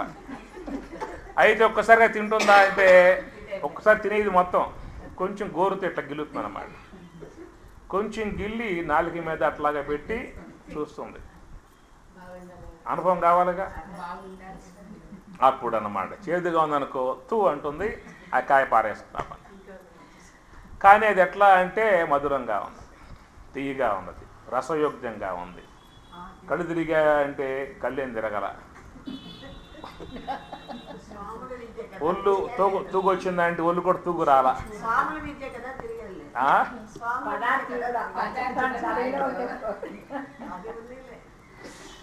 ఆ విధంగా చూస్తే పరిస్థితి బాగానే ఉన్నది. కళ్ళు తిరగటం కానీ, మత్తు కమ్మటం కానీ, తూలు రావటం కానీ, తూగు రావటం కానీ ఏం అనిపించాల. తిన్నా కాస్త అట్లా ఉంటారు, ఎమ్మడి తినడం అన్నమాట. కొంచెం తిన్న తర్వాత గొంతులోకి పోయిన తర్వాత, లోనకు పోయిన తర్వాత పరిస్థితులు మారిపోతాయి కదా. ఆ లోనకు పోయిన తర్వాత చూస్తే బాగా పర్వాలా తినవచ్చు అని చెప్పని భావం కలిగింది. అప్పుడు ఆ పండు కాస్త అడిగింది. పక్కన రాజస్థానం ఉందిగా, ఏ ఊరుకుంటుందాక ఆ సంచి పట్టుకుందామని మొత్తం కోసి దీన్ని పడేయమని చెప్పి మొత్తం కోసుకొచ్చారు. మా బస్సులో పెట్టారు, తలకాయ కోసి అందరికి స్వాములు కూడా కాయ కోసి పెట్టేస్తారు. కాబట్టి ఈ విధంగా మొదటి అనుభవం అంటే ఇది. దీనిని అభిజ్ఞా ప్రత్యక్ష ప్రమ అంటారు. ఇట్లా జీవితంలో మనకి చాలా ఉన్నాయి, అనుభవం కాకుండా ఎన్నున్నాయో. మనకు అనుభవంలోకి వచ్చినవి ఏమిటి, యాపిల్, నారింజ, బత్తాయి, ఇంకా మోసంబి, గీసంబి ఇవన్నీ కూడా అనుభవంలోకి వచ్చాయి, పర్వాలేదు తింటున్నాం. కానీ ఇంకెన్ని రకాలు ఇంకా ఉన్నాయో మనకు అనుభవం రాకుండా ఏమి, అవన్నీ కూడా అజ్ఞాతములే. వాటి విషయాలన్నీ కూడా అజ్ఞాతములై ఉన్నాయి. ఏ పూట నీకు మొదటి అనుభవం ఏర్పడుతుందో అది నీ జీవితానికి అది అభిజ్ఞ ప్రత్యక్ష ప్రమ అని కూడా అంటారు. ఈ విధంగా మరి కాయలు మొత్తం కోసుకున్నాం, బండిలో బస్సులో పెట్టుకున్నాం, పోయినంత లెక్క కోసుకోవటం తినటం అయిపోయిందన్నమాట. అదే దారిలో మళ్ళీ వస్తూ ఉన్నాం, మళ్ళా కాయ పిందులయ్యి మళ్ళా కాయలే పండ్లే కూర్చొని చెట్టు అంతా కూడా బస్సు ఆఫ్ చేసింది మన కళావతమ్మ గారు. ఇక అప్పుడు సందేహం ఉంటుందా, ఎట్లా ఉంటుందో, ఏమవుతుందో, పడిపోతానేమో, కళ్ళు తిరుగుతాయేమో, ఎన్ని ఉంటాయి ఆలోచనలు ఏమన్నా లేవు. ఇక అనుభవం అయ్యింది, లోన సంస్కారం ఏర్పడిందిగా. ఓహో ఈ చెట్ట, ఈ కాయలు బాగా ఉండేవి, తినయోగ్యంగా ఉండేవి, నో డౌట్, నో సందేహం అంటాం. ఒక బుట్ట పట్టుకెళ్ళటం, రాజేశ్వర పక్కన ఉంటుందిగా మొత్తం. మనం యాత్ర చూసుకోవాలి కదా, మనం అవన్నీ చూసుకుని వస్తున్నాం యాత్ర నుంచి, అదే దారిలో వస్తూ ఉన్నాం. అప్పుడుగా ఈ పిందులు, కాయలు, పండ్లుగా తయారై ఉన్నాయి అన్నమాట. ఊరుకుంటామా, లేదు కదా. అందువల్ల రెండవసారి కోసుకొని తింటాం కదా, అది ప్రత్యభిజ్ఞ ప్రత్యక్ష ప్రమ అన్నమాట. ప్రత్యభిజ్ఞ ప్రత్యక్ష ప్రమ రెండవసారి పొందే అనుభవాన్ని సంస్కారముతో ఉన్నటువంటి అనుభవం అది. అంతకుముందు సంస్కారం లేనటువంటి అనుభవం అది, సంస్కారం లేని అనుభవం అది. ఇప్పుడు సంస్కారంతో కూడి ఉన్న అనుభవం అన్నమాట. గతంలో పొందాంగా, గతంలో తిన్నాంగా. అందుచేత ఈ అనుభవాన్ని ఏమంటారని చెప్పానంటే ప్రత్యభిజ్ఞ ప్రత్యక్ష ప్రమాణిపం అంటారు అన్నమాట. అది ఈ విధంగా ఈ ఇంద్రియాలన్నీ కూడా ఏం చేస్తూ ఉంటాయి చెప్పానంటే లోకములో ఉన్నటువంటివన్నిటిని కూడా ఇలా వరకు చూపిస్తూ ఉంటాయి. మనం చూసినవి ఎన్ని, చూడనవి ఎన్నో ఉన్నాయి. ఇంకా అవన్నీ కూడా అజ్ఞాతములై ఉంటాయి అన్నమాట. అజ్ఞాతార్థములను ఇంద్రియాలు జ్ఞాతం చేస్తూ ఉంటాయి, తెలియజేస్తూ ఉంటాయి అన్నమాట. కాబట్టి ఇంద్రియముల యొక్క సహాయం లేకుండా నీవు వ్యావహారికం యొక్క అనుభవాన్ని పొందే అవకాశం లేదు. ఇంద్రియాల యొక్క సహకారం లేకుండా నీవు వ్యావహారిక వస్తువు యొక్క అనుభవాన్ని పొందే అవకాశం లేదు. నేను రాజేశ్వరి బాగా ఈ పాయింట్ బాగా పట్టుకో, అది రాసి పెట్టుకో కావాలంటే. వ్యావహారికము అజ్ఞాతమై ఉన్నది, పారమార్థికము అజ్ఞాతమై ఉన్నది. అజ్ఞాతమై ఉన్నటువంటి యొక్క వ్యావహారికమును ఇంద్రియముల యొక్క సహకారముతో జ్ఞాతం చేసుకుంటూ ఉన్నాం. అజ్ఞాతమై ఉన్నటువంటి యొక్క పారమార్థికమును హంస యొక్క ఆశ్రయంలో జ్ఞాతం చేసుకుంటూ ఉన్నాం. హంసాశ్రయం లేకుండా పారమార్థికం ఈ జ్ఞాతం కాదు. ఎంత విన్నా విన్నా విన్నా తెలిసిపోయిందని చెప్పి అంటూ ఉంటాయి. ఏం తెలిసిందో వాళ్ళకి? చెవి ద్వారా విన్నావు, శబ్దమాత్రముగా నువ్వు విన్నావు. విన్నంత మాత్రం జ్ఞానం కలగలా. విన్నటువంటి విషయంలో ఉందట అన్న జ్ఞానం కలిగింది అంతే. పరోక్ష శాస్త్రం నీకు పరోక్ష జ్ఞానాన్ని ఇస్తుంది, ప్రత్యక్ష జ్ఞానం శాస్త్రం నీకు ఇవ్వదు. నువ్వు ఎంత విన్నా పరోక్షమే. ఏమి చెప్పలా దీంట్లోని మొదటి అధ్యాయంలో శ్రవణాయాపి బహుభిః నలభ్యః శృణ్వంతః నవిద్యుః ఆశ్చర్యభక్త కుశలోశలబ్ధ ఆశ్చర్యజ్ఞాత కుశలానుశిష్టః. శ్రవణాయాపి శ్రవణాయ శ్రవణము కొరకు చతుర్థి భక్తి. శ్రవణాయ శ్రవణం చేయటం వలన కంటే పట్టి. శ్రవణాయ అపి బహుభిః నలభ్యః నువ్వు ఎంతైనా వినుగాక విన్నంత వరకు ఏమవుతుంది నీకు? ఉందట అన్నటువంటి యొక్క భావన మనస్సులో తడుతూ ఉంటుంది అంతే, అనుభవానికి రాదు నీకు. ఎంతకాలం పాయసం అని చెప్పన్నాను వినండి.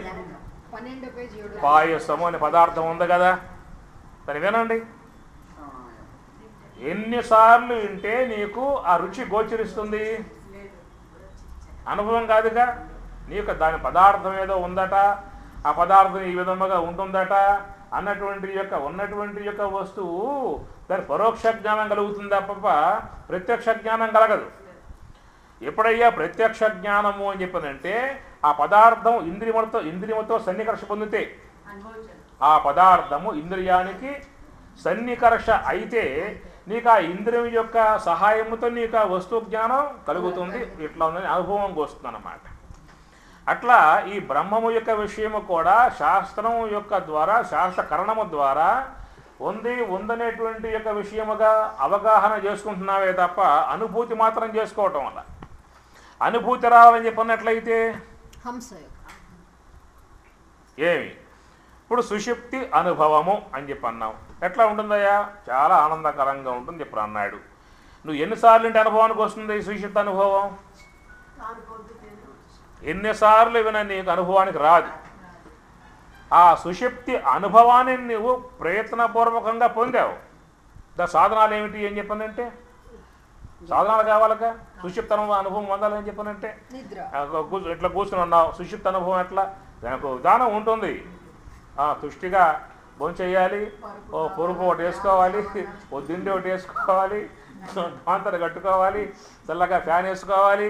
ఇవన్నీ కొన్ని ఉన్నాయి సౌకర్యాలు. ఇవన్నీ చేసుకున్న తర్వాత అప్పుడు సుషుప్తి అనేటువంటి దానికి పోతావు. అక్కడ కూడా జ్ఞానేంద్రియాలు, కర్మేంద్రియాలు, అంతరేంద్రియాలు మొత్తం కూడా ఉపశమించాలి. ఆ మొత్తం పడుకోవాలి. అవి పడుకుంటే అవి పడుకోవనుకో, నువ్వు పడుకున్నావు, నువ్వు పడుకోవడం అయింది, అవి పడుకోవటం వల్ల రాత్రి 10 అయిపోయింది, 12 అయిపోయింది, 1 గంట అయిపోయింది, చూద్దామా ఈ పడుకోవటం వల్ల అది రావటం వల్ల ఎట్లా చెప్పప్పుడు ఇక పరిస్థితి? పొద్దున లెగవాలి, పనులు చేసుకోవాలి, ఇంటికి పనులు ఉంటాయి, ఎన్నికి పనులు ఉంటాయి, నిద్ర మద్దతు చేస్తారు పనులు ఏమన్నా లేదు. అది ఒక పెద్ద భయం లోపల. ఇవి పడతాయా అంటే పడిపోవటం లేదు, అది రాదు. ఈ పడందే అది రాదు, ఈ పడాలి అది రావాలి. నీకు సుషుప్తి అనుభవానికే ఈ పడాల్సి వస్తే యోగ సమాధికి అట్లా కూర్చొని నీకు వస్తాయా? పడాలి, పడితే అప్పుడు నీకు అనుభవం అనేటువంటిది కలుగుతుంది. అది నీకు శాస్త్రం చెప్పేటువంటి మాట. అందుచేత ఇక్కడ ఈ మంత్రం ఉన్నదే అద్భుతంగా దీంట్లో మంత్ర సముదాయం సమకూర్చారు.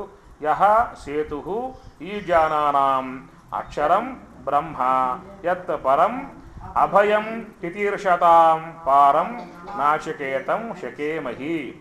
ఏమి యత్ బ్రహ్మ, ఏ బ్రహ్మమైతున్నదో, తత్ పరం, తత్ అది అక్షరం, తత్ అది అభయం, ఆ విధముగా ఉన్నటువంటి యొక్క ఆ బ్రహ్మమును తితీర్షత పారం తితీర్షతాం, ఏమి ఆ పారం బ్రహ్మము యొక్క తీరాన్ని చేరుకునేటువంటి యొక్క ఇచ్చగలిగి ఉన్నటువంటి వారికి సేతు, ఈ యొక్క నివృత్తి మార్గం అనేటువంటిది, హంస అనేటువంటిది సేతువుగా ఉన్నది బ్రహ్మము చేర్చటానికి. ఆ సేతువును ఆశ్రయించి ఉన్నటువంటి వారు జ్ఞాతం శకేమహి, ఆ బ్రహ్మమును తెలుసుకోవటానికి శక్తివంతులము సమర్థులము శకేమహి అగుచున్నాం. అదనమాట ఈ మంత్రము యొక్క స్వరూప స్వభావాలు. అది రాజేశ్వరి. ఓం సహనా భవతు సహనౌ భునక్తు సహ వీర్యం కరవావహై తేజస్వినావధీతమస్తు మా విద్విషావహై.